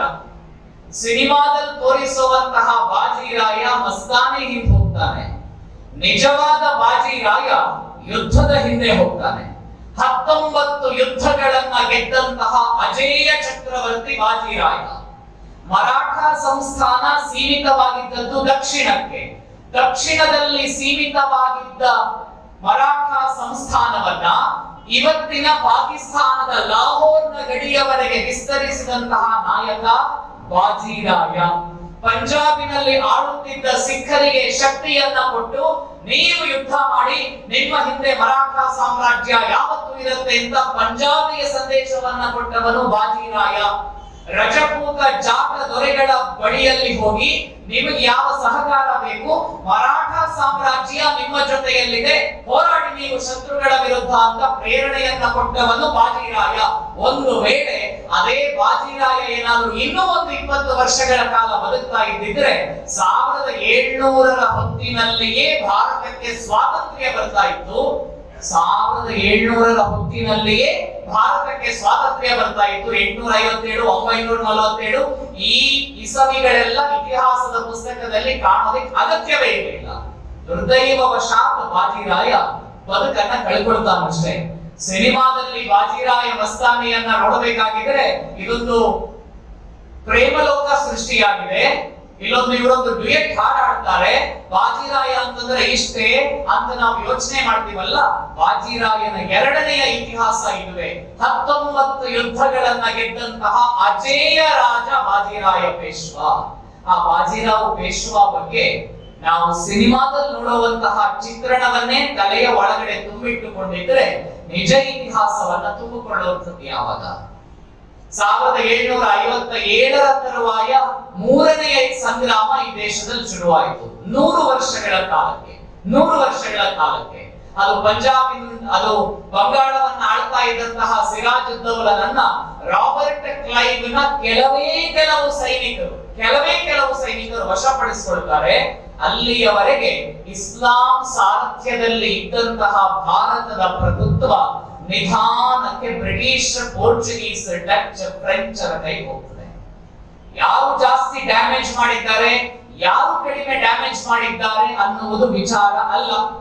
ಈ ದೇಶ ಇನ್ನೊಂದು ಮಜಲಿನ ಗುಲಾಮಗಿರಿ ಹೋಯಿತು. 1757 ತರುವಾಯ ನೀವೆಲ್ಲ ಬಂಗಾಳದ ಕೆಲವು ಹಳೆಯ ಗೆಜೆಟ್ ಡೈರಿಗಳನ್ನ ಅವಲೋಕನ ಮಾಡಬೇಕಾಗಿದ್ರೆ ಇದೊಂದು ದಾಖಲೆ ಇದೆ. ಅದರ ವಾಸ್ತವತೆ ಎಷ್ಟು, ನಿಜ ಎಷ್ಟು, ಸುಳ್ಳೆಷ್ಟು ಅಂತ ಗೊತ್ತಿಲ್ಲ. ರಾಬರ್ಟ್ ಕ್ಲೈವ್ ಬಂಗಾಳವನ್ನ ಗೆದ್ದ ದಿನ 4 ಸಾಲನ್ನ ಬರೀತಾನಂತೆ. ನಾನಿವತ್ತು ಬಂಗಾಳವನ್ನ ಗೆಲ್ಲುವುದಕ್ಕೆ ಹೋಗಿದ್ದೆ. ಸಿರಾಜುದ್ದೌಲನ ಅತ್ಯಂತ ದೊಡ್ಡ ಸೈನ್ಯ ಇತ್ತು, ಬಹಳ ದೊಡ್ಡ ಸೈನ್ಯ ಇತ್ತು ಸಿರಾಜುದ್ದೌಲನದ್ದು. ನನ್ನ ಸೈನ್ಯದಲ್ಲಿದ್ದದ್ದು ಬೆರಳೆಣಿಕೆಯ ಜನ. ನಾನು ಬಂಗಾಳವನ್ನ ಗೆದ್ದು ವಿಜಯ ಯಾತ್ರೆಯನ್ನ ಮಾಡಬೇಕಾಗಿದ್ದರೆ ಸಿರಾಜುದ್ದೌಲನ ಸೈನಿಕರು ಮತ್ತು ಬಂಗಾಳದ ಜನ ನಮ್ಮನ್ನ ನೋಡಿ ಮೂಗಿನ ಮೇಲೆ ಬೆರಳನ್ನ ಇಟ್ಕೊಂಡಿದ್ರಾಯ್ತು, ಆಶ್ಚರ್ಯಚಕಿತರಾಗಿದ್ದರಾಯ್ತು. ಅರೆ, ವಿದೇಶಿಯನೊಬ್ಬ ಬಂದು, ರಾಬರ್ಟ್ ಕ್ಲೈವ್ ಬಂದು ಆನೆಯ ಮೇಲೆ ಮೆರವಣಿಗೆಯನ್ನ ಮಾಡಿ ಬಂಗಾಳವನ್ನ ವಶಪಡಿಸಿಕೊಳ್ತಾ ಇದ್ದಾನೆ. ನಮ್ಮ ಜನ ಇದ್ದದ್ದು ಲೆಕ್ಕ ಮಾಡಿ 20, 50, 100. ಬಂಗಾಳದ ಉದ್ದಕ್ಕೂ ಇದ್ದಂತಹ ಜನ ಸಾವಿರಾರು. ಆವತ್ತೇನಾದ್ರೂ ಈ ಭಾರತೀಯ ಬೆಂಗಾಲಿಗಳು ನಮ್ಮನ್ನ ನೋಡಿ 2 ಕೈಗಳನ್ನ ಎತ್ತಿ ಮಹಾರಾಜ ಅಂತ ನಮಸ್ಕಾರ ಮಾಡುವ ಬದಲು ಆ ಕೈಗಳನ್ನ ಒಂದು ಬಾರಿ ನೆಲದಲ್ಲಿ ಕಡಕಾಡ್ತಾ ಇದ್ದಿದ್ರೆ ಒಂದು ಸಣ್ಣ ಪುಟ್ಟ ಕಲ್ಲುಗಳು ಅವರ ಕೈಗೆ ಸಿಕ್ಕಿ ಆ ಕಲ್ಲುಗಳನ್ನ ರಾಬರ್ಟ್ ಕ್ಲೈವನ ಪುಟ್ಟ ಸೈನ್ಯದ ಮೇಲೆ ಬಿಸಾಕ್ತಾ ಇದ್ದಿದ್ರೆ ಆವತ್ತೇ ಇಂಗ್ಲಿಷ್ ಸಾಮ್ರಾಜ್ಯ ಭಾರತದಲ್ಲಿ ಕೊನೆಯಾಗ್ತಾ ಇತ್ತು. ಆದ್ರೆ ಕಲ್ಲುಗಳನ್ನ ಆಯ್ದುಕೊಂಡು ನಮ್ಮ ಮೇಲೆ ಬಿಸಾಕುವ ಬದಲು 2 ಕೈ ಜೋಡಿಸಿ ಪ್ರಭು ನಿನಗೆ ಶರಣಾಗಿದ್ದೇನೆ ಅಂತ ಭಾರತೀಯರು ಹೇಳ್ಕೊಂಡ್ರಲ್ಲ, ಇಂಥ ಭಾರತೀಯರನ್ನ ಎಷ್ಟು ವರ್ಷಗಳ ಕಾಲ ಬೇಕಿದ್ರು ಆಳಬಹುದು ಅಂತ ಆತ ಬರೆದುಕೊಂಡಿದ್ದಾನೆ ಅನ್ನುವ ಒಂದು ಸುದ್ದಿ ಇದೆ. ವಾಸ್ತವತೆ ನನಗೆ ಗೊತ್ತಿಲ್ಲ, ಇರಬಹುದು ಕೂಡ. ಯಾಕೆಂದ್ರೆ ಚರಿತ್ರೆಯಲ್ಲಿ ಆಗಿರುವ ಘಟನೆಗಳು ಹಾಗೆ ತಾನೆ. 50 ಜನ ಇದ್ದವರನ್ನ 1000 ಜನ ಕಲ್ಲು ಹೊಡಿಬೇಕಾಗಿಲ್ಲ, ಒಬ್ಬೊಬ್ಬನಿಗೆ 4 ಜನ 5 ಜನ ಫಿಕ್ಸ್ ಮಾಡಿ ಕೊಡ್ತಾ ಇದ್ದಿದ್ರು ಕೂಡ ಬ್ರಿಟಿಷರು ಇದ್ರೆ 1757ಕ್ಕೆ ಮುಕ್ತಾಯ ಆಗ್ತಾ ಇತ್ತು. 100 ವರ್ಷಗಳ ಕಾಲ ಮತ್ತೆ ಸ್ವಾತಂತ್ರ್ಯ ಹೋರಾಟ ಮುಂದೆ ಹೋಯಿತು. ಅವಾಗ ಬಂದಿದ್ದೆ 1857ರ ಸ್ವಾತಂತ್ರ್ಯ ಸಂಗ್ರಾಮ. 1857ರ ಸಂಗ್ರಾಮ ನಮಗೆಲ್ಲ ಒಂದು ಆಯಾಮದಲ್ಲಿ ಗೊತ್ತಿದೆ. ಕಾಡತೂಸುಗಳಿಗೆ, ಮದ್ದುಗುಂಡುಗಳಿಗೆ ಹಂದಿ ಮಾಂಸ ಸವರಿದ್ರು, ಮುಸಲ್ಮಾನರು ಬೇಡ ಅಂತಂದ್ರು, ಗೋವಿನ ಮಾಂಸ ಸವರಿದ್ರು, ಹಿಂದೂಗಳು ಬೇಡ ಅಂತ ಅಂದರು. ಹಾಗಾಗಿ ಆ ಎಲ್ಲ ಸಿಪಾಯಿಗಳು ಕೂಡ ಪರಸ್ಪರ ಮಾತನಾಡಿಕೊಂಡು ಬ್ರಿಟಿಷರ ವಿರುದ್ಧ ಒಂದು ದಂಗೆಯನ್ನೆದ್ದರು. ಇದು ಸಿಪಾಯಿಗಳು ಎದ್ದ ದಂಗೆಯಾದದ್ದರಿಂದ ಇದನ್ನ ಸಿಪಾಯಿ ದಂಗೆ ಅಂತ ಕರೆಯೋಣ. ಎಷ್ಟು ಚೆನ್ನಾಗಿದೆ ಅಂತ ನೋಡಿ ಇತಿಹಾಸಕಾರರ ಪರಿಕಲ್ಪನೆಗಳು. ಆದ್ರೆ ಅದು ವಾಸ್ತವದಲ್ಲಿ ಸಿಪಾಯಿ ದಂಗೆ ಆದದ್ದೇ ಅಲ್ಲ, ಜನಸಾಮಾನ್ಯರು ಆ ದಂಗೆಯಲ್ಲಿ ಭಾಗವಹಿಸಿದ್ರಾಯ್ತು. ಅದನ್ನ ಸ್ವಾತಂತ್ರ್ಯ ಸಂಗ್ರಾಮ ಅಂತ ಕರೀತಾರೆ. ಅದನ್ನ ಸ್ವಾತಂತ್ರ್ಯ ಸಂಗ್ರಾಮ ಅಂತ ಕರೆದದ್ದು 50 ವರ್ಷಗಳ ಆದ ನಂತರ. ಅಲ್ಲಿವರೆಗೆ ಬ್ರಿಟಿಷರೇ ಹೇಳಿದ್ದು, ಬ್ರಿಟಿಷರು ಹೇಳಿದ್ದೇ ಸತ್ಯವಾಗಿತ್ತು. ಬ್ರಿಟಿಷರು ಏನ್ ಹೇಳ್ತಾರೆ ಅದುವೇ ವೇದವಾಕ್ಯವಾಗಿದ್ದು 1857ನ್ನ ಸಿಪಾಯಿ ದಂಗೆ ಅಂತ ಕರೆದ್ರು. ಹೌದು, ಸಿಪಾಯಿಗಳು ದಂಗೆ ಎದ್ದದ್ದು ನಿಜ. ಆದರೆ ಸಿಪಾಯಿಗಳು ದಂಗೆ ಏಳುವುದಕ್ಕಿಂತ ಮೊದಲೇ ನಾನಾ ಸಾಹೇಬ್ ಪೇಶ್ವಾ ಅನ್ನುವ ಇಡೀ ಸ್ವಾತಂತ್ರ್ಯ ಸಮರದ ಸೂತ್ರಧಾರ ಉತ್ತರ, ದಕ್ಷಿಣ, ಪೂರ್ವ, ಪಶ್ಚಿಮಗಳ ಎಲ್ಲ ರಾಜ್ಯಗಳನ್ನ ಸೇರಿಸಿ ಒಂದು ಸಭೆಯನ್ನ ಮಾಡಿ ಬ್ರಿಟಿಷರ ವಿರುದ್ಧ ಕ್ರಾಂತಿಯನ್ನ ಮೊಳಗಿಸುವಂತಹ ಕರೆಯನ್ನ ಕೊಡ್ತಾನೆ. ಆ 1857ರ ಸಮರದ ನಾಯಕರೆಲ್ಲ ನಿಮಗೆ ಗೊತ್ತಿದೆ. ತಾತ್ಯಾ ಟೋಪೆ ಅಂತ ನೀವು ಕೇಳಿದ್ದೀರಿ. ಬ್ರಿಟಿಷ್ ಇತಿಹಾಸಕಾರ ಹೇಳೋ ಮಾತು, ನನ್ನ ಮಾತಲ್ಲ ಇದು, ಬ್ರಿಟಿಷ್ ಇತಿಹಾಸಕಾರ ಹೇಳುವ ಮಾತು. Had there been only half a dozen of Tatya Topes, the history of the Revolutionary War of 1857 would have been quite different ಅಂತ ಬ್ರಿಟಿಷ್ ಇತಿಹಾಸಕಾರ ದಾಖಲಿಸುವ ಮಾತು ಯಾರ ಬಗ್ಗೆ? ನಮ್ಮ ತಾತ್ಯಾ ಟೋಪೆಯ ಬಗ್ಗೆ.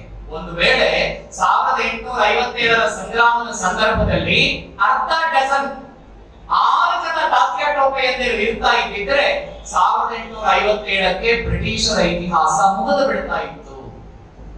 ಒಬ್ಬ ಹೆಣ್ಣು ಮಗಳು ಝಾನ್ಸಿ ರಾಣಿ ಲಕ್ಷ್ಮೀಬಾಯಿ, 23 ವರ್ಷ ವಯಸ್ಸು, ಆಟ ಆಡಿಕೊಂಡು ಬೆಳೆದಂತಹ ಹುಡುಗಿ ಝಾನ್ಸಿಯ ರಾಜ ಗಂಗಾಧರ ರಾಯನನ್ನ ಮದುವೆ ಆಗ್ತಾಳೆ. ವೈಧವ್ಯ ಯೋಗ ಬಂತು, ಮಗು ಇಲ್ಲ. ದಾಮೋದರ ಅನ್ನುವ ದಾಮೋದರ ಅನ್ನುವ ಹುಡುಗನನ್ನ ದತ್ತಕ್ಕೆ ತೆಗೆದುಕೊಳ್ತಾಳೆ. ಅವಾಗ ಡಾಲ್ ಹೌಸಿ ಎನ್ನುವ ಬ್ರಿಟಿಷ್ ಅಧಿಕಾರಿ ಹೇಳ್ತಾನೆ, ದತ್ತು ಪುತ್ರನಿಗೆ ಹಕ್ಕಿಲ್ಲ. ಯಾವೆಲ್ಲ ಸಂಸ್ಥಾನಗಳ ರಾಜರಿಗೆ ಸ್ವಂತ ಮಕ್ಕಳಿಲ್ಲವೋ ಆ ಸಂಸ್ಥಾನ ಯಾರಿಗೆ ಸೇರಬೇಕು? ಅದು ಬ್ರಿಟಿಷರಿಗೆ ಸೇರಬೇಕು. ಝಾನ್ಸಿ ರಾಣಿ ಲಕ್ಷ್ಮೀಬಾಯಿ ಪ್ರಶ್ನೆ ಮಾಡ್ತಾಳೆ, ನಮ್ಮ ಹಿಂದೂ ಪರಂಪರೆಯಲ್ಲಿ ಮಗು ಇಲ್ಲದೆ ಇದ್ರೆ ದತ್ತಕ್ಕೆ ತೆಗೆದುಕೊಂಡು ಸಂಸ್ಥಾನವನ್ನ, ಆಸ್ತಿಯನ್ನ ಅವನಿಗೆ ವರ್ಗಾಯಿಸುವುದು ನಮ್ಮ ಹಕ್ಕು, ವೇದಶಾಸ್ತ್ರಗಳ ಹಕ್ಕು. ಇದನ್ನ ಎಲ್ಲಿಂದೋ ಬಂದಂತಹ ಬ್ರಿಟಿಷರು ನೀವು ಪ್ರಶ್ನೆ ಮಾಡಿ ದತ್ತು ತಗೊಳ್ಳೋದಕ್ಕಿಲ್ಲ, ಏನಾದ್ರೂ ಆಗ್ಬೇಕು ಅಂತಿದ್ರೆ ಅದು ಬ್ರಿಟಿಷರಿಗೆ ಸೇರಬೇಕು ಅಂತ ಹೇಗೆ ಹೇಳ್ತೀರಿ? ನಿಮ್ಮ ನಂತರ ಆಸ್ತಿ ನಿಮಗೆ ಮಕ್ಕಳಿಲ್ಲದೆ ಇದ್ರೆ ಯಾರಿಗೆ ಹೋಗುತ್ತೆ? ಅದು ಇಂಗ್ಲೆಂಡಿನ ರಾಣಿಗೆ ಹೋಗ್ತದೆ. ಗವರ್ನರ್ಗೆ ಮಕ್ಕಳಿಲ್ಲದೆ ಇದ್ರೆ ಇಂಗ್ಲೆಂಡಿನ ರಾಣಿಗೆ ಹೋಗಬಹುದಾಗಿದ್ದರೆ, ನನಗೆ ಮಕ್ಕಳಿಲ್ಲದೆ ಇದ್ರೆ ನಾನು ಬೇಕಾದವರಿಗೆ ಅದನ್ನ ಕೊಡೋದಿಕ್ಕೆ ನಿಮ್ಮ ಆಕ್ಷೇಪ ಏನು? ಡಾಲ್ ಹೌಸಿಯಲ್ಲಿ ಉತ್ತರ ಇರಲಿಲ್ಲ. ಯುದ್ಧಕ್ಕೆ ಅದೊಂದು ಪ್ರೇರಣೆ. ನಾನಾ ಸಾಹೇಬನಿಗೆ ಕೊಡಬೇಕಾಗಿದ್ದಂತಹ ದುಡ್ಡನ್ನ ಕೊಡಲಿಲ್ಲ, ಯುದ್ಧದ ಪ್ರೇರಣೆ ಆಯಿತು. ಅವಧ್, ಡೆಲ್ಲಿಯಲ್ಲಿ ಮೊಘಲರು ಹೀಗಾಗ್ತಾ ಇದ್ರು ಕೂಡ ಅಲ್ಲಿಯೂ ಇನ್ನು ಏನಾದ್ರೂ ಮಾಡಿ ನಾವು ಸಾಮ್ರಾಜ್ಯವನ್ನ ಉಳಿಸ್ಕೊಳ್ಳೋದಕ್ಕೆ ಸಾಧ್ಯ ಆಗತ್ತಾ ಅಂತ ಡೆಲ್ಲಿಯಲ್ಲಿ ಆಳ್ವಿಕೆಯಲ್ಲಿದ್ದ ಅಳಿದುಳಿದ ಮೊಘಲರು ನಾನಾ ಸಾಹೇಬನ ಬಳಿಗೆ ಬರ್ತಾರೆ. ಮರಾಠ ಸಾಮ್ರಾಜ್ಯ ಅಷ್ಟು ಗಟ್ಟಿಯಾಗಿತ್ತು. ಪೇಶ್ವೆಯ ಬಳಿಗೆ ಬರ್ತಾರೆ.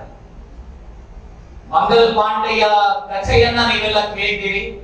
ಒಂದು ಗುಂಡನ್ನ ಹಾರಿಸಿ ಬ್ರಿಟಿಷ್ ಅಧಿಕಾರಿಯನ್ನ ಸಾಯಿಸಿ ತಾನು ನೇಣಿನ ಕುಳಿಗೆಗೆ ಇರ್ತಾನೆ. ಇತ್ತ ಕಡೆ ಝಾನ್ಸಿ ರಾಣಿ ಲಕ್ಷ್ಮೀಬಾಯಿ ಹೋರಾಟವನ್ನ ಮಾಡ್ತಾಳೆ. ರಾಣಿ ಝಾನ್ಸಿಯ ಹೋರಾಟ ಎಷ್ಟು ಅತ್ಯಂತ ಉಚ್ಚವಾಗಿತ್ತು ಅಂತಂದ್ರೆ, ಆಕೆ ಝಾನ್ಸಿಯನ್ನ ಬಿಟ್ಟು ಹೋಗ್ಬೇಕಾಗಿದ್ರೆ, ಝಾನ್ಸಿಯಲ್ಲಿ ರಾಣಿ ಇದ್ದಾಳೆ ಅನ್ನುವ ಭ್ರಮೆಯನ್ನ ಬ್ರಿಟಿಷರಲ್ಲಿ ಹುಟ್ಟಿಸೋದಕ್ಕೋಸ್ಕರ ಒಬ್ಬ ಝಾನ್ಸಿ ರಾಣಿ ಲಕ್ಷ್ಮೀಬಾಯಿಯಂತೆಯೇ ಕಾಣ್ತಾ ಇದ್ದಂತಹ ಇನ್ನೊಬ್ಬಾಕೆಯನ್ನ ಝಾನ್ಸಿಯಲ್ಲಿ ಬಿಟ್ಟು ಹೋಗ್ತಾರೆ. ಆಕೆಯ ಹೆಸರು ಝಲ್ಕಾರಿ ಬಾಯಿ ಅಂತ.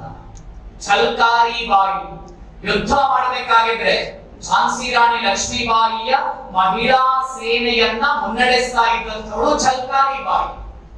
ರಾಣಿ ಲಕ್ಷ್ಮೀಬಾಯಿ ಸೇಫ್ ಆಗಿ ಝಾನ್ಸಿಯನ್ನ ದಾಟಿ ಕಾಲ್ಪಿ ಕಾನ್ಪುರವನ್ನ ದಾಟಿ ಹೋಗುವವರೆಗೆ ಝಾನ್ಸಿಯಲ್ಲಿ ನಿಂತು ಬ್ರಿಟಿಷರ ವಿರುದ್ಧ ಹೋರಾಟವನ್ನ ಮಾಡೋದಂಥವಳು ಝಲ್ಕಾರಿ ಬಾಯಿ. ರಾಣಿ ಲಕ್ಷ್ಮೀಬಾಯಿ ಮುಂದೆ ಓಡ್ತಾಳೆ. 108 ಮೈಲುಗಳು, ಅಂದ್ರೆ ಇವತ್ತಿನ ದೃಷ್ಟಿಯಲ್ಲಿ ಸುಮಾರು 150 ಕಿಲೋಮೀಟರ್ಗಳ ಕಾಲ ಗುಡ್ಡ ಕಾಡುಗಳನ್ನ ಏರಿ ಲಕ್ಷ್ಮೀಬಾಯಿ ಓಡ್ತಾಳೆ. ಆಕೆ ಓಡ್ತಾ ಓಡ್ತಾ ಓಡ್ತಾ ಮುಂದೆ ಹೋಗ್ಬೇಕಾಗಿದ್ರೆ ಇದೇ ಮಾದರಿಯ ಒಂದು ಝರಿ, ಒಂದು ತೊರೆ ಹರಿತಾ ಇದೆ. ನೀವು ಕೂತಿರೋ ಜಾಗದಲ್ಲಿ ನೆಲ ಇದೆ, ನಾನ್ ನಿಂತಿರೋ ಜಾಗದಲ್ಲಿ ನೆಲ ಇದೆ, ನಡುವಿನ ಜಾಗದಲ್ಲಿ ವಿಶಾಲವಾದ ಒಂದು ತೊರೆ. ಕುದುರೆ ಬಳಲಿತ್ತು. ಕುದುರೆಗೆ ಜಂಪ್ ಮಾಡೋದಕ್ಕೆ ಆಗ್ತಾ ಇರಲಿಲ್ಲ. ಒಮ್ಮೆ ಹಿಂದೆ ಬರ್ತದೆ, ಜಂಪ್ ಮಾಡಬೇಕು ಅಂತ ಯೋಚನೆ ಮಾಡ್ತದೆ, ಆದ್ರೆ ಜಂಪ್ ಮಾಡೋದಕ್ಕೆ ಆಗ್ತಾ ಇರಲಿಲ್ಲ. ಹಿಂದೆ ಬಂತು, ಮುಂದೆ ಹೋಯ್ತು, ಹಿಂದೆ ಬಂತು, ಮುಂದೆ ಹೋಯ್ತು. ರಾಣಿ ಲಕ್ಷ್ಮೀಬಾಯಿಯ ಬಗ್ಗೆ ಬ್ರಿಟಿಷ್ ಆಫೀಸರ್ ಬರೀತಾನೆ, ಆಕೆ ರಣಾಂಗಣದಲ್ಲಿ ಓಡುತ್ತಿರಬೇಕಾಗಿದ್ದರೆ ನಾವು ಅವಳನ್ನ ಹಿಂಬಾಲಿಸ್ತಾ ಇದ್ದೇವೆ. ನಾವು ಅವಳನ್ನ ಹಿಂಬಾಲಿಸ್ತಾ ಇದ್ದಾಗ ಲಕ್ಷ್ಮೀಬಾಯಿ ತನ್ನ ಕೈಯಲ್ಲಿದ್ದ ಖಡ್ಗವನ್ನ ವಿಸ್ತರಿಸ್ತಾ ಇದ್ದ. ಆಕೆ ಕುದುರೆಗೆ ಬ್ರೇಕ್ ಹಾಕ್ತಾಳೆ, ಆದ್ರೆ ಅಷ್ಟೇ ವೇಗವಾಗಿ ಕುದುರೆಗೆ ಬ್ರೇಕ್ ಹಾಕುವುದಕ್ಕೆ ನಮಗೆ ಸಾಧ್ಯವಾಗದೆ ಇದ್ದುದರಿಂದ ರಾಣಿ ಅಗಲಿಸಿದ ಕತ್ತಿಗೆ ಬ್ರಿಟಿಷರ ಕತ್ತು ಸಿಕ್ಕಿ ತುಂಡಾಗ್ತಾ ಇತ್ತು. ಆಕೆ ರಣಾಂಗಣದಲ್ಲಿ ಓಡಬೇಕಾಗಿದ್ರೆ ಕೂದಲೆಲ್ಲ ಕೆದರಿತ್ತು. ಬಂಗಾಳದಲ್ಲಿ ನಾವು ನೋಡಿದ್ದ ಕಾಳಿಯನ್ನು ಕಾನ್ಪುರ ಕಾಲ್ಪಿಯಲ್ಲಿ ಮತ್ತೆ ನೋಡುವ ಹಾಗಾಯಿತು ಅಂತ ಝಾನ್ಸಿ ರಾಣಿ ಲಕ್ಷ್ಮೀಬಾಯಿಯ ಬಗ್ಗೆ ಬ್ರಿಟಿಷ್ ಅಧಿಕಾರಿಗಳು ಬರೀತಾರೆ. ಆಮೇಲೆ ಸ್ವಾಮಿ ವಿವೇಕಾನಂದರ ಅಮೆರಿಕಕ್ಕೆ ಹೋಗಬೇಕಾಗಿದ್ರೆ ಯುರೋಪ್ ಪ್ರವಾಸದ ಸಂದರ್ಭದಲ್ಲಿ ಅಮೆರಿಕ ಇಂಗ್ಲೆಂಡಿನವರಿಗೆ ಸವಾಲೆಸೆಯುತ್ತಾರೆ. ನಿಮ್ಮ ದೇಶದಲ್ಲಿ ಝಾನ್ಸಿ ರಾಣಿ ಲಕ್ಷ್ಮೀಬಾಯಿಯಂತಹ ಒಬ್ಬ ಹೆಣ್ಣು ಮಗುವಿನ ಚರಿತ್ರೆ ಇದ್ದರೆ ತೋರಿಸ್ಕೊಡಿ ಅಂತ ಬ್ರಿಟಿಷರಿಗೆ ಸವಾಲನ್ನ ಸ್ವಾಮಿ ವಿವೇಕಾನಂದರ ನಂತರ ಎಸೆಯುತ್ತಾರೆ. ಅಂಥ ಲಕ್ಷ್ಮೀಬಾಯಿಗೆ ಜಂಪ್ ಮಾಡುವುದಕ್ಕೆ ಸಾಧ್ಯ ಆಗಲಿಲ್ಲ. ಹಿಂದುಗಡೆಯಿಂದ ಬಂದಂತಹ ಬ್ರಿಟಿಷರು ಆಕೆಯ ತಲೆಗೆ ಕತ್ತಿಯಿಂದ ಹೊಡೆಯುತ್ತಾರೆ. ತಲೆ 2 ಭಾಗ ಆಯಿತು. ಕಣ್ಣು ಗುಡ್ಡೆಗಳು ಕಿತ್ತು ಹೊರಗಡೆ ಬಂತು. ಆ ಕೊನೆಯ ಸನ್ನಿವೇಶದಲ್ಲಿಯೂ ಕೂಡ ಝಾನ್ಸಿ ರಾಣಿ ಲಕ್ಷ್ಮೀಬಾಯಿ ನನ್ನನ್ನ ಬದುಕಿಸಿ ಅಂತ ಕೇಳಿಕೊಳ್ಳಿಲ್ಲವಂತೆ. ಆಕೆಯ ಕೊನೆಯ ಗಳಿಗೆಗೆ ಸಾಕ್ಷಿಯಾಗಿದ್ದ ಸೈನಿಕ ಹೇಳಿದ ಮಾತನ್ನ ಇತಿಹಾಸದಲ್ಲಿ ದಾಖಲಿಸ್ತಾರೆ. ಮಾರೋ ಫಿರಂಗಿ ಕೋ ಮೇರಿ ಝಾನ್ಸಿ ನಹಿ ದೂಂಗಿ ಅಂತ ಹೇಳಿ 23 ವರ್ಷ ವಯಸ್ಸಿಗೆ ಆ ತಾಯಿ ತನ್ನ ಬದುಕನ್ನು ಈ ದೇಶಕ್ಕೋಸ್ಕರ ಅರ್ಪಣೆ ಮಾಡ್ತಾಳೆ. ಅದರ ತರುವಾಯ 30 ವರ್ಷಗಳ ಕಾಲ ದೇಶ ತಣ್ಣಗಿತ್ತು. 30 ವರ್ಷಗಳ ಕಾಲ ಗಪ್ಚುಪ್ ಇಲ್ಲ, ತಣ್ಣಗಿದ್ದಂತಹ ಭಾರತದಲ್ಲಿ ಆಧುನಿಕ ಕಾಲದ ಸ್ವಾತಂತ್ರ್ಯ ಹೋರಾಟವನ್ನ ಆರಂಭ ಮಾಡಿದಂತವರು ವಾಸುದೇವ ಬಲವಂತ ಫಡ್ಕೆ. ನನಗೆ ವಿಶ್ವಾಸ ಇದೆ ನಿಮ್ಮಲ್ಲಿ ಅನೇಕ ಜನ ನಾನು ಮುಂದೆ ಹೇಳುವಂತಹ ಹೆಸರುಗಳನ್ನ ಜೀವನದಲ್ಲಿ ಮೊದಲ ಬಾರಿಗೆ ಕೇಳ್ತಾ ಇದ್ದೆ. ಅದರ ಮೊದಲನೆಯ ಉದಾಹರಣೆ ವಾಸುದೇವ ಬಲವಂತ ಫಡ್ಕೆ. ಬ್ರಿಟಿಷ್ ಪ್ರಶಾಸನದಲ್ಲಿ ಕೆಲಸ ಮಾಡ್ತಾ ಇದ್ದವು, ರೈಲ್ವೆ ಉದ್ಯೋಗಿ. ಸಾಯಂಕಾಲ ಆಗ್ಬೇಕಾಗಿದ್ರೆ ರತ್ನಗಿರಿ ಅವನ ಊರು, ಆ ಊರಲ್ಲಿ ಹೋಗಿ ತಮಟೆ ಹೊಡಿತಾ ಇದ್ದ. ಇವತ್ ಸಾಯಂಕಾಲ ಆ ಚೌಕಲ್ಲಿ ನನ್ನ ಭಾಷಣ ಇದೆ, ದಯವಿಟ್ಟು ನೀವೆಲ್ಲ ಬನ್ನಿ ನನ್ನ ಭಾಷಣವನ್ನ ಕೇಳಿ. ಇವತ್ತು ಅಲ್ಲಿ ಭಾಷಣ ಇದೆ, ಬನ್ನಿ ಕೇಳಿ. ನಾವೊಂದು ಸೈನ್ಯ ಕಟ್ಟೋಣ, ಬ್ರಿಟಿಷರ ವಿರುದ್ಧ ಹೋರಾಟ ಮಾಡೋಣ, ಸ್ವಾತಂತ್ರ್ಯ ಗಳಿಸೋಣ. ಸ್ವಾತಂತ್ರ್ಯ ಸಿಗಬೇಕಿದ್ದರೆ ನಾವು ಶಸ್ತ್ರವನ್ನ ಹಿಡಿಯಬೇಕು ಅಂತ ಸಶಸ್ತ್ರ ಕ್ರಾಂತಿಯ ಪಿತಾಮಹ ಅನ್ನುವ ಗೌರವಕ್ಕೆ ಪಾತ್ರನಾದಂತಹ ಸ್ವಾತಂತ್ರ್ಯ ಹೋರಾಟಗಾರ ವಾಸುದೇವ ಬಲವಂತ ಫಡ್ಕೆ. ವಾಸುದೇವ ಬಲವಂತ ಫಡ್ಕೆ ಸಶಸ್ತ್ರ ಕ್ರಾಂತಿಯನ್ನ ಮಾಡಿ ರಾಮೋಶಿಗಳು ಅನ್ನುವ ಗುಡ್ಡಗಾಡು ಜನರನ್ನ ಸೇರಿಸಿ ಒಂದು ಸೈನ್ಯವನ್ನ ನಿರ್ಮಾಣ ಮಾಡಿ ಬ್ರಿಟಿಷ್ ಆಫೀಸ್ಗಳನ್ನ ಕೊಳ್ಳೆ ಹೊಡಿತಾರೆ, ಲೂಟಿ ಹೊಡಿತಾರೆ. ಅಂತ ಅದ್ಭುತ ಸ್ವಾತಂತ್ರ್ಯ ಹೋರಾಟದಿಂದ ಪ್ರೇರಣೆಯನ್ನ ಪಡೆದುಕೊಂಡಂತಹ ಮಹಾರಾಷ್ಟ್ರದ ಇನ್ನೊಬ್ಬ ನಾಯಕ ಚಾಫೇಕರ್ ಬ್ರದರ್ಸ್. ಚಾಫೇಕರ್ ಸಹೋದರರು ಅಂತ ಹೇಳ್ತಾರೆ. ಅವರ ಬಗ್ಗೆ ಒಂದು ಪುಟ್ಟ ಡಾಕ್ಯುಮೆಂಟರಿ ಇದೆ, ನಿಮಗೆ ಸಾಧ್ಯ ಆದ್ರೆ ಯೂಟ್ಯೂಬ್ ಅಲ್ಲಿ ನೀವು ಆಮೇಲೆ ನೋಡ್ಬೋದು. ಚಾಫೇಕರ್ ಬ್ರದರ್ಸ್ ಬಗ್ಗೆ 3 ಜನ ಅಣ್ಣ ತಮ್ಮಂದಿರು ಪ್ರತಿದಿನ ವೇದ ಪಾರಾಯಣ ಎಲ್ಲ ಮಾಡ್ತಾ ಇದ್ರು. ಮನೆಯಲ್ಲಿ ಸಂಧ್ಯಾ ವಂದನೆ ಎಲ್ಲ ಮುಗಿದ ಮೇಲೆ ಹೇಳ್ತಾ ಇದ್ರಂತೆ ದೇವರ ಹತ್ರ, ನಾವು ಜಪ ಮಾಡ್ತೇವೆ, ನಾವು ತಪ ಮಾಡ್ತೇವೆ, ನಾವು ನಿಷ್ಠೆ ಎಲ್ಲವನ್ನು ಪ್ರದರ್ಶಿಸ್ತೇವೆ, ಆದ್ರೆ ಯಾಕೆ ದೇಶಕ್ಕೆ ಸ್ವಾತಂತ್ರ್ಯ ಸಿಗ್ತಾ ಇಲ್ಲ? ಯಾವತ್ತೂ ಅವರಿಗೆ ಪ್ರೇರಣೆ ಬಂತಂತೆ, ಸ್ವಾತಂತ್ರ್ಯ ಸಿಗಬೇಕು ಅಂತ ಮೂಗು ಹಿಡಿದುಕೊಂಡ್ರೆ ಸ್ವಾತಂತ್ರ್ಯ ಸಿಗೋದಿಲ್ಲ, ಸ್ವಾತಂತ್ರ್ಯ ಬರಬೇಕು ಅಂತ ಜಪ ಕೂತ್ಕೊಂಡ್ರೆ ಬರೋದಿಲ್ಲ, ಖಡ್ಗ ಹಿಡಿಬೇಕು, ಯುದ್ಧ ಮಾಡಬೇಕು, ಬಂದೂಕ್ ಹಿಡಿಬೇಕು ಅಂತ ಪ್ರೇರಣೆ ಸಿಕ್ತಂತೆ. 3 ಜನ ಅಣ್ಣ ತಮ್ಮಂದಿರು ಬಂದೂಕ್ ಹಿಡಿದುಕೊಂಡು ಬ್ರಿಟಿಷರ ವಿರುದ್ಧ ಸಮರವನ್ನ ಸಾಕ್ತಾರೆ. 3 ಮಂದಿ ನಗುತ್ತಾ ನಗುತ್ತಾ ಡೆಲ್ಲಿಗೆ ಇರ್ತಾರೆ. ಈ ಇಬ್ಬರ ತ್ಯಾಗವನ್ನ ಸಮಾಜಕ್ಕೆ ಪರಿಚಯಿಸಿದಂತಹ ಒಬ್ಬ ಪುಣ್ಯಾತ್ಮ ಮಹಾರಾಷ್ಟ್ರದ ಕೇಸರಿ, ಇಡೀ ಹಿಂದೂಸ್ಥಾನಕ್ಕೆ ಹೊಸ ಪ್ರೇರಣೆಯನ್ನ ಕೊಟ್ಟಂತಹ ಪುಣ್ಯಾತ್ಮ. ಪುತ್ತೂರು ಮಹಾಲಿಂಗೇಶ್ವರ ದೇವಸ್ಥಾನದ ಎದುರುಗಡೆ ಸಾರ್ವಜನಿಕ ಗಣೇಶೋತ್ಸವ ಆಗುತ್ತಲ್ಲ, ಆ ಸಾರ್ವಜನಿಕ ಗಣೇಶೋತ್ಸವ ಪುತ್ತೂರಿನಲ್ಲಿ ಆಗುವುದಕ್ಕೆ ಪ್ರೇರಣೆಯನ್ನ ಕೊಟ್ಟಂತಹ ಪುಣ್ಯಾತ್ಮ ಬಾಲಗಂಗಾಧರ ತಿಲಕ್. ಒಲ್ಪದ ಪುತ್ತೂರು, ಒಲ್ಪದ ಮುಂಬೈ ಅಂತ ನೀವು ಪ್ರಶ್ನೆ ಕೇಳಬಹುದು. ಪುತ್ತೂರಿಗೂ ತಿಲಕರಿಗೂ ಏನ್ ಸಂಬಂಧ ಅಂತ. ಮೊಟ್ಟ ಮೊದಲ ಬಾರಿಗೆ ಗಣೇಶೋತ್ಸವವನ್ನ ಸಾರ್ವಜನಿಕವಾಗಿ ಆಚರಣೆ ಮಾಡೋದಕ್ಕೆ ಕರೆಯನ್ನ ಕೊಟ್ಟಂತಹ ಪುಣ್ಯಾತ್ಮ ಬಾಲಗಂಗಾಧರ ತಿಲಕರು. ಪುಣೆಯಲ್ಲಿ ಒಂದು ಕಾಲೇಜ್ ಇದೆ, ಫರ್ಗ್ಯೂಸನ್ ಕಾಲೇಜ್ ಅಂತ ಇದೆ. ಆ ಫರ್ಗ್ಯೂಸನ್ ಕಾಲೇಜ್ ಅನ್ನ ಸ್ಥಾಪನೆ ಮಾಡಿದವರು ತಿಲಕರು. ಹೇಗೆ ವಿವೇಕಾನಂದ ವಿದ್ಯಾಸಂಸ್ಥೆಯನ್ನ ಆರಂಭ ಮಾಡಿ ಆ ವಿವೇಕಾನಂದ ವಿದ್ಯಾಸಂಸ್ಥೆಯ ಮೂಲಕ ದೇಶಭಕ್ತರನ್ನ ಸ್ವಾತಂತ್ರ್ಯೋತ್ತರ ಕಾಲದಲ್ಲಿ ಪೂಜ್ಯ ಉರಿಮಜಲು ರಾಮ್ ಭಟ್ರು ಒಂದು ಆದರ್ಶವನ್ನ ಹಾಕಿಕೊಟ್ಟರೋ, ಅದೇ ಮಾದರಿಯಲ್ಲಿ ಸ್ವಾತಂತ್ರ್ಯ ಪೂರ್ವದಲ್ಲಿ ದೇಶಭಕ್ತರನ್ನ ನಿರ್ಮಾಣ ಮಾಡುವುದಕ್ಕೆ ಒಂದು ವಿದ್ಯಾಸಂಸ್ಥೆಯನ್ನ ಸ್ಥಾಪನೆ ಮಾಡಿದ್ದು ಬಾಲಗಂಗಾಧರ ತಿಲಕರು. ಮುಂಬೈಯಲ್ಲಿ, ಪುಣೆಯಲ್ಲಿ ಡೆಕ್ಕನ್ ಎಜುಕೇಶನ್ ಸೊಸೈಟಿ ಅಂತ ಆರಂಭ ಮಾಡಿದ್ರು. ಅವರೊಬ್ಬ ಮ್ಯಾಥಮೆಟಿಕ್ಸ್ ಟೀಚರ್. ಬಾಲಗಂಗಾಧರ ತಿಲಕರು ಆಲ್ಜಿಬ್ರಾದ ಮೇಲೆ ಒಂದು ಟೆಕ್ಸ್ಟ್ ಬುಕ್ ಅನ್ನ ಬರೆದಿದ್ದಾರೆ. ನಮ್ಮಲ್ಲಿ ಅನೇಕರಿಗೆ ಗೊತ್ತಿಲ್ಲ, ಅವರು ಸ್ವಾತಂತ್ರ್ಯ ಹೋರಾಟ ತಿಲಕರು ಲಾಲ್ ಬಾಲ್ ಬಾಲ್ ಅಂತ ಹೇಳಿಬಿಟ್ಟು ಮುಗಿಸ್ತಾರೆ. ಆಲ್ಜಿಬ್ರಾದ ಮೇಲೆ ಒಂದು ಟೆಕ್ಸ್ಟ್ ಬುಕ್ ಅನ್ನ ಬರೆದಿದ್ದಾರೆ. ಆ ಪುಸ್ತಕ ನನ್ನ ಹತ್ರ ಇದೆ, ಬಾಲಗಂಗಾಧರ ತಿಲಕರು ಬರೆದ ಆಲ್ಜಿಬ್ರಾದ ಪುಸ್ತಕ. ಒಬ್ಬ ಮ್ಯಾಥಮೆಟಿಕ್ಸ್ ಟೀಚರ್, ಒಳ್ಳೆಯ ಲೇಖಕ. ಕೇಸರಿ ಮತ್ತು ಮರಾಠ ಅನ್ನುವ 2 ಪತ್ರಿಕೆಯನ್ನ ಆರಂಭ ಮಾಡಿ ಆ ಪತ್ರಿಕೆಯ ಮೂಲಕ ಇಡೀ ನಾಡಿನಲ್ಲಿ ಸ್ವಾತಂತ್ರ್ಯದ ಕಿಚ್ಚನ್ನ ಹರಡಿಸಿದಂತಹವರು, ಕಿಚ್ಚನ್ನ ಹೊತ್ತಿಸಿದಂತಹವರು ಬಾಲಗಂಗಾಧರ ತಿಲಕರು. ಈ ತಿಲಕರಿಂದ, ಫಡ್ಕೆಯಿಂದ, ಚಾಫೇಕರರಿಂದ ಸ್ಫೂರ್ತಿಯನ್ನ ಪಡೆದುಕೊಂಡಂತಹ ಒಬ್ಬ ಕ್ರಾಂತಿಕಾರಿ ನಿಮ್ಮ ಭಿತ್ತಿ ಪತ್ರದಲ್ಲಿ ನಾನು ನೋಡದೆ, ಭಿತ್ತಿ ಪತ್ರದ ಎಡಭಾಗದ ನಡುವಿನಲ್ಲಿದೆ. ಆ ಕ್ರಾಂತಿಕಾರಿಯ ಬಗ್ಗೆ ನಾನು ವಿಶೇಷವಾಗಿ ನಿಮಗೆ ಹೇಳಬೇಕಾಗಿಲ್ಲ. ಯಾಕೆಂದ್ರೆ ಆ ಕ್ರಾಂತಿಕಾರಿಯ ಹೆಸರನ್ನ ಹೇಳಬೇಕಾಗಿದ್ದರೆ ಇವತ್ತಿನ ರಾಜಕಾರಣಿಗಳು ಮೈ ಪರಚಿಕೊಳ್ಳುತ್ತಾರೆ ಅಂದ್ರೆ, ಇವತ್ತಿನ ಸ್ವತಂತ್ರ ಭಾರತದ ರಾಜಕಾರಣಿಗಳು ಆ ಸ್ವಾತಂತ್ರ್ಯ ಹೋರಾಟಗಾರನ ಹೆಸರನ್ನ ಹೇಳಬೇಕಾಗಿದ್ರೆ ಮೈ ಪರಚಿಕೊಳ್ಳುತ್ತಾರೆ ಅಂದ್ರೆ ಬ್ರಿಟಿಷರಿಗೆ ಎಷ್ಟು ಕಾಟ ಕೊಟ್ಟಿರಬೇಕು ಅಂತ ಯೋಚನೆಯನ್ನ ಮಾಡಿ. ಸ್ವತಂತ್ರ ಭಾರತದಲ್ಲಿ ಆ ಸ್ವಾತಂತ್ರ್ಯ ವೀರನ ರಥ ಹೋಗಬೇಕಾಗಿದ್ದರೆ ಆ ರಥವನ್ನ ತಡೆದು ನಿಲ್ಲಿಸಿ ದಾಷ್ಟ್ಯವನ್ನ 75 ವರ್ಷಗಳ ಬಳಿಕ ಈ ದೇಶದಲ್ಲಿ ಕೊಡುವಂತಹ ಮನಸ್ಥಿತಿ ಇದೆ ಅಂತಂದ್ರೆ ಸ್ವಾತಂತ್ರ್ಯ ಪೂರ್ವದಲ್ಲಿ ಆ ಪುಣ್ಯಾತ್ಮ ಎಷ್ಟು ಭಯಾನಕನಾಗಿ ಕಾಡಿರಬೇಕು ಶತ್ರುಗಳನ್ನ ಅಂತ ಯೋಚನೆ ಮಾಡಿ. ವಯಸ್ಸು ಬರೀ 18 ಅಷ್ಟೇ. ನಾವು ನೀವು ನಾಡಿದ್ದು ಹೋಳಿ ಬರಬೇಕಾಗಿದ್ರೆ, ಹೋಳಿ ಹುಣ್ಣಿಮೆ ಆಗಬೇಕಾಗಿದ್ರೆ ಬಣ್ಣಗಳನ್ನ ಎರಚಿಕೊಂಡು ಹೋಳಿ ಹಬ್ಬವನ್ನ ಕ್ಯಾಂಪಸ್ ಅಲ್ಲಿ ಆಚರಣೆ ಮಾಡ್ತಾರೆ. ಆದ್ರೆ ಆತ ಹೋಳಿ ಹಬ್ಬವನ್ನ ಆಚರಣೆ ಮಾಡಿದ್ದು ವಿದೇಶಿ ವಸ್ತುಗಳನ್ನ ಸುಡೋದ್ರ ಮೂಲಕ. ಅಭಿನವ ಭಾರತ, ಮಿತ್ರ ಮೇಳ ಅಂತ 2 ಸಂಘಟನೆಯನ್ನ ಶುರು ಮಾಡಿದಂತಹ ಆ ಪುಣ್ಯಾತ್ಮ ಸಂಘಟನೆಯ ಮೂಲಕ ಕ್ರಾಂತಿಯನ್ನ ಹಬ್ಬಿಸ್ತಾನೆ. 20 ವರ್ಷ ಆಗ್ಬೇಕಾಗಿದ್ರೆ ಒಂದು ಕವನ ಬರ್ತ.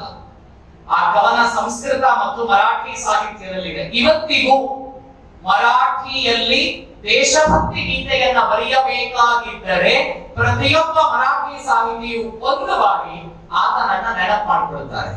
ಶಂಕರ್ ಮಹದೇವನ್ ಹಾಡಬೇಕಾಗಿದ್ರೆ ಆ ಹಾಡು ಎಷ್ಟು ಅದ್ಭುತವಾಗಿ ಕಾಣ್ತದೆ ಮತ್ತು ಕಾಣ್ತದೆ ಅಂದ್ರೆ ನೀವು ಆ ಹಾಡನ್ನ ಕೇಳಿದಿರಿ. ಜಯೋಸ್ತುತೆ ಮಹಾಮಂಗಲೆ ಶಿವಾಸ್ಪದೆ ಶುಭದೆ, ಜಯೋಸ್ತುತೆ ಹೇ ಅಹಂ ರಕ್ತ ರಂಜಿತೆ ಸುಜನ ಪೂಜಿತೆ ಮಹನ್ ಮಧುರೆ, ಹೇ ತಾಯಿ ಭಾರತಿ ಜಯೋ ಅಸ್ತುತೆ, ನಿನಗೆ ಜಯವಾಗಲಿ ತಾಯಿ ಅನ್ನುವ ಕ್ರಾಂತಿಕಾರಕ ಚಿಂತನೆಯನ್ನ ಹೇಳಿದಂತಹ ಪುಣ್ಯಾತ್ಮ 1857ರದ್ದು ಸಿಪಾಯಿ ದಂಗೆ ಅಲ್ಲ, ಅದು ಸಶಸ್ತ್ರ ಕ್ರಾಂತಿ, ಅಲ್ಲೊಂದು ಹೋರಾಟ ನಡೆದಿತ್ತು ಅನ್ನುವುದನ್ನ ಮೊಟ್ಟ ಮೊದಲ ಬಾರಿಗೆ ಭಾರತೀಯರಿಗೆ ಪರಿಚಯ ಮಾಡಿಕೊಟ್ಟಂತಹ ಪುಣ್ಯಾತ್ಮ, 2 ಆಜೀವ ಕರಿನೀರಿನ ಶಿಕ್ಷೆಗೆ ಗುರಿಯಾದಂತಹ ದೇಶಭಕ್ತ.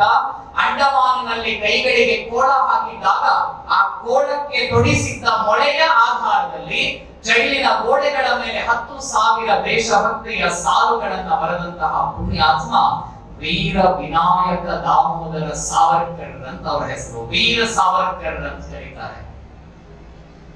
ವೀರ ಸಾವರ್ಕರ್ ಬಗ್ಗೆ ನೀವೆಲ್ಲ ವಾಟ್ಸ್ಆಪ್ ಫೇಸ್ಬುಕ್ ಅಲ್ಲಾದ್ರೂ ಓದಿರ್ತೀರಿ. ಸ್ವಾತಂತ್ರ್ಯ ಅನ್ನುವ ಶಬ್ದವನ್ನೇ ಸರಿಯಾಗಿ ಉಚ್ಚರಿಸುವುದಕ್ಕೆ ಬರದೇ ಇರುವವರು ವೀರ ಸಾವರ್ಕರ್ ಬಗ್ಗೆ ಮಾತನಾಡ್ತಾರೆ. ಜೈಲು ಅಂದ್ರೆ ಪರಪ್ಪನ ಅಗ್ರಹಾರ, ಡೈಲಿ ಬೆಳಗ್ಗೆ ಒಂದು ಸಮೋಸ, ಸಾಯಂಕಾಲ ಚಿಕನ್ ಸಿಗ್ತದೆ.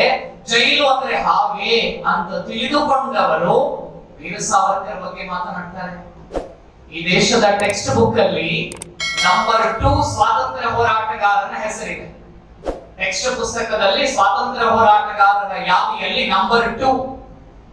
ಆ ನಂಬರ್ 2 ಸ್ವಾತಂತ್ರ್ಯ ಹೋರಾಟಗಾರ ತನ್ನ ಮಗಳಿಗೆ ಪತ್ರ ಬರೀತಾರೆ ಜೈಲಿಂದ. ಮಗಳ ಪತ್ರ ಬರೆಯೋದು, ಅಪ್ಪ ಅಪ್ಪ ಜೈಲಲ್ಲಿ ಹೇಗಿದ್ದೀರಿ? ಅಪ್ಪ ಮಗಳಿಗೆ ಪತ್ರ ಬರೆಯೋದು, ಜೈಲಲ್ಲಿ ಆರಾಮವಾಗಿದ್ದೇನೆ, ನನಗೆ ಕೇವಲ ಒಂದು ಮಂಚ ಕೊಟ್ಟಿದ್ದಾರೆ, ಅದರ ಮೇಲೆ ಹಾಸಲು ಒಂದು ಬಟ್ಟೆ ಕೊಟ್ಟಿದ್ದಾರೆ, ಹೊದಿಯಲು ಇನ್ನೊಂದು ಬಟ್ಟೆಯನ್ನು ಕೊಟ್ಟಿದ್ದಾರೆ, ಊಟ ತಿಂಡಿಗೆಲ್ಲ ವ್ಯವಸ್ಥೆ ಚೆನ್ನಾಗಿದೆ, ರೂಮ್ ಬಹಳ ಚೆನ್ನಾಗಿದೆ, ನೀಟ್ ಆಗಿದೆ. ಅಪ್ಪ ನಿಮ್ಗೆ ಜೈಲಲ್ಲಿ ಕಷ್ಟ ಆಗ್ತಾ ಇದೆಯಾ? ಹೌದು ಮಗಳೇ, ಕಷ್ಟ ಆಗ್ತಾ ಇದೆ, ನಾನು ವಾಪಸ್ ಆದಷ್ಟು ಬೇಗ ಬರ್ತೇನೆ ಅಂತ ಅಪ್ಪ ಮತ್ತು ಮಗಳ ನಡುವಿನ ಪತ್ರ ಸಂಭಾಷಣೆ. ಜೈಲಲ್ಲಿ ಮಂಚ ಕೊಟ್ಟಿದ್ದಾರೆ, ಮಂಚಕ್ಕೊಂದು ಬಟ್ಟೆ ಕೊಟ್ಟಿದ್ದಾರೆ, ಹೊದಿಯುವುದಕ್ಕೊಂದು ಬಟ್ಟೆ ಕೊಟ್ಟಿದ್ದಾರೆ. ಅಷ್ಟೆಲ್ಲ ಹೊತ್ತು ಮಲಗಬೇಕಾಗಿದ್ರೆ ಜೈಲಿಗೆ ಹೋಗ್ಬೇಕಾಗಿತ್ತು, ಮನೆ ಒಳಗಡೆ ಮಲಗಬಹುದಾಗಿತ್ತಲ್ವಾ? ನಂಬರ್ 2 ಸ್ವಾತಂತ್ರ್ಯ ಹೋರಾಟಗಾರರ ಕಥೆ ಇದು. ಕೈಗಳಿಗೆ ಕೋಳ ಹಾಕಿ ಒಂದು ಸಣ್ಣ ಕಪ್ಪನೆಯ ಕೋಣೆಯ ಒಳಗಡೆ ಬೆಳಕು ಆಡದ ಗಾಳಿಯಾಡದ ಕೋಣೆಯಲ್ಲಿ ತಿಂಗಳುಗಟ್ಟಲೆ ಹುಳು ಹುಪ್ಪಟೆ ಇದ್ದ ಆಹಾರವನ್ನು ಕೊಟ್ಟು ಅದೇ ಕೋಣೆಯ ಒಳಗಡೆ ಒಂದು, ಅದೇ ಕೋಣೆಯ ಒಳಗಡೆ ಎರಡು, ಅದೇ ಕೋಣೆಯ ಒಳಗಡೆ ಊಟ, ಅಲ್ಲೇ ನಿದ್ದೆ, ಈ ರೀತಿಯ ಯಾತನೆಯ ಕಷ್ಟವನ್ನ ಅನುಭವಿಸಿ ಕೋಣದ ಜಾಗದಲ್ಲಿ ತಾನೇ ಸ್ವಯಂ ನಿಂತು ಗಾಣಕ್ಕೆ ಸುತ್ತು ಬಂದು ಎಣ್ಣೆಯನ್ನ ತೆಗೆದು ಬ್ರಿಟಿಷರ ಲಾಠಿ ಏಟನ್ನ ತಿಂದು ಫ್ರಾನ್ಸ್ ನಲ್ಲಿ ಸಮುದ್ರಕ್ಕೆ ಜಿಗಿದಂತಹ ವೀರ ಸಾವರ್ಕರ್ ಎಲ್ಲಿ? ಜೈಲಿನಲ್ಲಿ ಮಂಚ ಕೊಟ್ಟಿದ್ದಾರೆ, ದಿಂಬು ಕೊಟ್ಟಿದ್ದಾರೆ ಅಂತ ಪತ್ರ ಬರೆಯುವಂತಹ ಸ್ವಾತಂತ್ರ್ಯ ಹೋರಾಟ ಎಲ್ಲಿ? ನಾವು ಯಾಕೆ ವೀರ ಸ್ವಾತಂತ್ರ್ಯ ಹೋರಾಟಗಾರರನ್ನ ಮರೆತಿದ್ದೇವೆ? 1905ರಲ್ಲಿ ಬಂಗಭಂಗ ವಿರೋಧಿ ಆಂದೋಲನ ಆಯಿತು. ಬ್ರಿಟಿಷರ ವಸ್ತುಗಳನ್ನ ಸುಟ್ಟಾಕುವಂತಹ ಯೋಜನೆ ಬಂತು. ಬಿಪಿನ್ ಚಂದ್ರಪಾಲ್, ಲಾಲಾ ಲಜಪತ್ ರಾಯ್, ಬಾಲಗಂಗಾಧರ ತಿಲಕರು ಲಾಲ್ ಬಾಲ್ ಪಾಲರಾಗಿ ಬಂಗಭಂಗ ವಿರೋಧಿ ಆಂದೋಲನವನ್ನ ದೇಶದಾದ್ಯಂತ ಕೊಂಡೋಗ್ತಾರೆ. ಆವಾಗ ಹುಟ್ಟಿಕೊಂಡದ್ದೇ ಕ್ರಾಂತಿ. ನಾವೆಲ್ಲ ಓದ್ತೀವಲ್ವಾ, ಭಾರತಕ್ಕೆ ಸ್ವಾತಂತ್ರ್ಯ ಬಂದದ್ದು ಶಾಂತಿಯಿಂದ. ದಿನ ಬೆಳಗಾದ್ರೆ ಇವರೆಲ್ಲ ಹೋಗಿ ಬ್ರಿಟಿಷರಿಗೆ ಲವ್ ಲೆಟರ್ ಕೊಡ್ತಾ ಇದ್ರು. ಡಿಯರ್ ಬ್ರಿಟಿಷ್ ಆಫೀಸರ್, ಪ್ರೇಮ ಪತ್ರ. ಇವರಿಗೆ ಬ್ರಿಟಿಷ್ ಅಧಿಕಾರಿಗಳು ಭಾರತ ಇವರಿಂದ ನೊಂದ ಡ್ಯಾಶ್ ಡ್ಯಾಶ್ ಡ್ಯಾಶ್ ಕಾರ್ಯಕರ್ತರು ವಿಷಯ ಸ್ವಾತಂತ್ರ್ಯವನ್ನು ನೀಡುವ ಕುರಿತು ಮಾನ್ಯರೇ, ತಾವು ಈ ದೇಶವನ್ನು ಆಕ್ರಮಿಸಿದ್ದು, ತಕ್ಷಣವೇ ಈ ದೇಶದಿಂದ ಹೊರಗಡೆ ಹೋಗಿ ನಮಗೆ ಬದುಕಲು ಅವಕಾಶವನ್ನು ಮಾಡಿಕೊಡುವಿರೇ? ನಿಮ್ಮ ಚರಣ ಕಮಲಗಳಲ್ಲಿ ಪ್ರಾರ್ಥಿಸುತ್ತಿದ್ದೇವೆ ಇಂದು ಡ್ಯಾಶ್ ಡ್ಯಾಶ್ ಡ್ಯಾಶ್ ಕಾರ್ಯಕರ್ತರು. ಈ ಲವ್ ಲೆಟರ್ ಅನ್ನ ಬರೆದು ಬ್ರಿಟಿಷರಿಗೆ ಕೊಟ್ರೆ, ಬ್ರಿಟಿಷರು ಇವರ ಲೆಟರ್ ಅನ್ನ ನೋಡಿ ಸರಿ ಸರಿ ನಿಮ್ಗೆ ಸ್ವಾತಂತ್ರ್ಯ ಕೊಡ್ತೇವೆ ಅಂತ ಹೇಳಿ ಹೋಗ್ಬೇಕಾಗಿದ್ರೆ ಅಡಿಯಲ್ಲಿ ಇಟ್ಕೊಂಡು ಕೂತ್ಕೊಳ್ತಾ ಇದ್ರು. ಇವರೆಲ್ಲ ಹಂಚ್ಕೊಳ್ತಾ ಇದ್ರು, ವಾ ನಮ್ಮ ಪತ್ರ ನೋಡಿ ಬ್ರಿಟಿಷರು ಮನ ಕರಗಿ ನೀರಾಗಿ ದೇಶ ಬಿಟ್ಟು ಹೊರಟು ಹೋದ್ರು ಅಂತ ಯೋಚನೆ ಮಾಡ್ತಾ ಇದ್ರು. ಹಾಗೆ ಹೋಗ್ತಾ ಇದ್ದಿದ್ರೆ 1921 ಅಸಹಕಾರ ಚಳುವಳಿ ಆದಾಗ ಹೋಗಬೇಕಾಗಿತ್ತು. ಹೋಗಿಲ್ಲ ಬ್ರಿಟಿಷರು. ಎಲ್ಲರೂ ಅನ್ಸ್ಕೊಂಡ್ರು ನಾವು ಪತ್ರ ಕೊಟ್ರೆ ಪತ್ರ ಓದಿ ಕಣ್ಣೀರ್ ಹಾಕಿ ಬ್ರಿಟಿಷರು ನೆಕ್ಸ್ಟ್ ಟ್ರೈನ್ ಹಿಡಿದು ಹೋಗ್ತಾರೆ ಆ ಕಡೆಗೆ ಅಂತ. ಹೋಗ್ಲಿಲ್ಲ ಬ್ರಿಟಿಷರು. ಒಂದು ಅತ್ಯಂತ ಅಮಾನವೀಯ ಹತ್ಯಾಕಾಂಡವನ್ನ ದೇಶದಲ್ಲಿ ಮಾಡಿದ್ರು. 1905ಕ್ಕೆ ವಂಗಭಂಗ ವಿರೋಧಿ ಆಂದೋಲನ ಮುನ್ನುಗ್ತಾ ಇರಬೇಕಾಗಿದ್ರೆ ಕ್ರಾಂತಿಕಾರಿಗಳ ಹುಟ್ಟಾಯಿತು. ಅರವಿಂದ ಘೋಷ್ ಅನ್ನುವ ವ್ಯಕ್ತಿ ಬಂಗಾಳದಿಂದ ಬ್ರಿಟಿಷರಲ್ಲಿ ICS ಪರೀಕ್ಷೆಯನ್ನ ಬರೆದು ಕುದುರೆ ಸವಾರಿ ಬರೋದಿಲ್ಲ ಅಂತ ಫೇಲ್ ಆದಂತಹ ಅರವಿಂದ ಘೋಷ್ ಭಾರತಕ್ಕೆ ಮತ್ತೆ ಮರಳಿ ಬಂದು ಯುಗಾಂತರ ಸಂಘಟನೆಯನ್ನ ಸ್ಥಾಪನೆ ಮಾಡಿ ನೂರಾರು ಯುವಕರಿಗೆ ಪ್ರೇರಣೆಯನ್ನ ಕೊಡ್ತಾರೆ. ಆ ಸಂಘಟನೆಯ ಮೂಲಕ ಬಂದಂತವರೇ ಪ್ರಫುಲ್ಲ ಚಾಕಿ, ಖುದೀರಾಮ್ ಬೋಸ್ ಮೊದಲಾದವರು. ಖುದೀರಾಮ್ ಬೋಸ್ಗೆ 19 ವರ್ಷ ವಯಸ್ಸು. ಅವನು ಬ್ರಿಟಿಷ್ ಅಧಿಕಾರಿ ಹೋಗ್ತಾ ಇದ್ದ ಜಾಗದ ಮೇಲೆ ಬಾಂಬ್ ಅನ್ನ ಎಸೆದದ್ದಕ್ಕಾಗಿ ಆತನನ್ನ ನ್ಯಾಯಾಲಯಕ್ಕೆ ಹಾಜರುಪಡಿಸ್ತಾರೆ. ನ್ಯಾಯಾಲಯದಲ್ಲಿ ನ್ಯಾಯಾಧೀಶರು ಪ್ರಶ್ನೆ ಮಾಡ್ತಾರೆ, ಏ ಹುಡುಗ, ಮೀಸೆ ಇನ್ನು ಬಂದಿರಲಿಲ್ಲ, ಏ ಹುಡುಗ 18-19 ವರ್ಷ, ಬ್ರಿಟಿಷರ ಮೇಲೆ ಬಾಂಬ್ ದಾಳಿ ಮಾಡಿದ್ದ ಖುದೀರಾಮ್ ಬೋಸ್. ಏ ಹುಡುಗ, ಏನು ನಿನಗೆ ನಾನು ಮಾಫಿ ಮಾಡಿದ್ದೇನೆ, ಕ್ಷಮಿಸಿದ್ದೇನೆ, ಹೋಗು. ಖುದೀರಾಮ್ ಬೋಸ್ ಹೇಳ್ತಾನೆ, ಶಿಕ್ಷೆಯನ್ನ ಪಡೆಯದೆ ನಾನು ಮತ್ತೆ ಮರಳಿ ಬಂಗಾಳಕ್ಕೆ ಹೋದರೆ ನನ್ನ ಪೌರುಷಕ್ಕಲು ಕಡಿಮೆಯಾಗುತ್ತದೆ. ನಿಮಗೆ ತಾಕತ್ತಿದ್ದರೆ ನನ್ನನ್ನ ಗಲ್ಲಿಗೇರಿಸಿ ನೋಡೋಣ. ಬ್ರಿಟಿಷರಿಗೆ ಆಹ್ವಾನ ಕೊಡುವಂಥದ್ದು ಖುದೀರಾಮ್ ಬೋಸ್. 19 ವರ್ಷ ವಯಸ್ಸು, ಆತನಿಗೆ ಗಲ್ಲಿಗೇರಿಸ್ತಾರೆ. ಗಲ್ಲಿಗೇರಿಸಬೇಕಾಗಿದ್ರೆ ಮುಖದಲ್ಲಿ ಒಂದೇ ಒಂದು ಚಿಂತೆಯ ಗೆರೆ ಇಲ್ಲ, ನಗುತ್ತಾ ಇದ್ದ. ಗಲ್ಲಿಗೇರಿಸಬೇಕಾಗಿದ್ರೆ ಗಲ್ಲಿಗೇರಿಸುವ ವ್ಯಕ್ತಿ ಭಾರತೀಯನಾಗಿದ್ದ. ಅವನಿಗೆ ಕಣ್ಣೀರು ಬಂತಂತೆ. ಆತ ಹೇಳ್ತಾನಂತೆ, ನಾನೊಬ್ಬನೇ ಅಲ್ಲ, ನನ್ನ ಹಿಂದೆ ಈ ರೀತಿಯ ನೂರಾರು ಜನ ಬರುವವರಿದ್ದಾರೆ. ಈ ನೂರಾರು ಜನ ಬಂದ ಬಳಿಕ ಈ ದೇಶ ಸ್ವತಂತ್ರಗೊಳ್ಳಲಿದೆ. ಸ್ವತಂತ್ರಗೊಂಡ ನಂತರ ನೀನೇ ವೃತ್ತಿಯನ್ನ ಬಿಟ್ಟು ಬಿಡು ಅಂತ ಹೇಳಿ ಆ ಖುದೀರಾಮ್ ಬೋಸ್ ತನ್ನ ಬದುಕನ್ನ ದೇಶಕ್ಕೋಸ್ಕರ ಸಮರ್ಪಣೆ ಮಾಡ್ತಾನೆ. ಪ್ರಫುಲ್ಲ ಚಾಕಿ ಆತನ ಸ್ನೇಹಿತ. ಅವನು ಸಿಕ್ಕಿ ಬೀಳುವ ಆತಂಕದಲ್ಲಿ ಸೈನೈಡ್ ಅನ್ನ ತಿಂದು ಸುಸೈಡ್ ಮಾಡ್ಕೊಳ್ತಾನೆ. ಪ್ರಫುಲ್ಲ ಚಾಕಿ ಅವನು ಸಾಯ್ಬೇಕಾದ್ರೆ ಅವನ ವಯಸ್ಸು 18 ವರ್ಷ. ಕರ್ತಾರ್ ಸಿಂಗ್ ಸರಾಭಾ 1914ನೇ ಇಸವಿಯ ಗದರ್ ಮೂವ್ಮೆಂಟ್ ದೇಶದಲ್ಲಿ ವಿದೇಶ ಕೇಂದ್ರಿತ ಸ್ವಾತಂತ್ರ್ಯ ಹೋರಾಟಗಾರ, ದೇಶದ ಒಳಗಡೆ ಅಲ್ಲ, ವಿದೇಶ ಕೇಂದ್ರಿತ, ವಿಶೇಷವಾಗಿ ಅಮೆರಿಕ ಕೆನಡಾದಲ್ಲೆಲ್ಲ ಇದ್ದ ಭಾರತೀಯ ಮೂಲದ ನೌಕರರನ್ನ ಸೇರಿಸಿಕೊಂಡು ಒಂದು ಹೊಸ ಕ್ರಾಂತಿ, ವಿದೇಶದಿಂದ ಭಾರತಕ್ಕೆ ಬರುವಂತಹ ಒಂದು ಅತ್ಯಂತ ಅದ್ಭುತವಾಗಿರುವ ಗದರ ಕ್ರಾಂತಿಯಲ್ಲಿ ಭಾಗವಹಿಸಿದ ಕರ್ತಾರ್ ಸಿಂಗ್ ಸರಾಫಾ 19 ವರ್ಷ ವಯಸ್ಸಿಗೆ ತನ್ನ ಬದುಕನ್ನ ದೇಶಕ್ಕಾಗಿ ಸಮರ್ಪಣೆ ಮಾಡ್ತಾನೆ. ಬರೀ 19 ವರ್ಷ ಅಷ್ಟೇ. ಸೆಕೆಂಡ್ ಇಯರ್ PUC ಮುಗಿದು ಡಿಗ್ರಿಗೆ ಹೋಗಿ ಏನು ಮುಂದೆ ಅಂತ ಯೋಚನೆ ಮಾಡುವ ಕಾಲಘಟ್ಟದಲ್ಲಿ ತನ್ನ ಕುತ್ತಿಗೆಯನ್ನ ಮೇಲಿನ ಕುಣಿಕೆಗೆ ಸಮರ್ಪಣೆ ಮಾಡ್ತಾನೆ ಕರ್ತಾರ್ ಸಿಂಗ್ ಸರಾಫಾ. ಆಗ ನಡೆದಂತೆ 1919ರಲ್ಲಿ ನಡೆದಂತೆ ಅತ್ಯಂತ ಅಮಾನವೀಯವಾಗಿರುವಂತಹ ಒಂದು ದುರಂತ ಜಲಿಯನ್ ವಾಲಾಬಾಗ್ ಹತ್ಯಾಕಾಂಡ.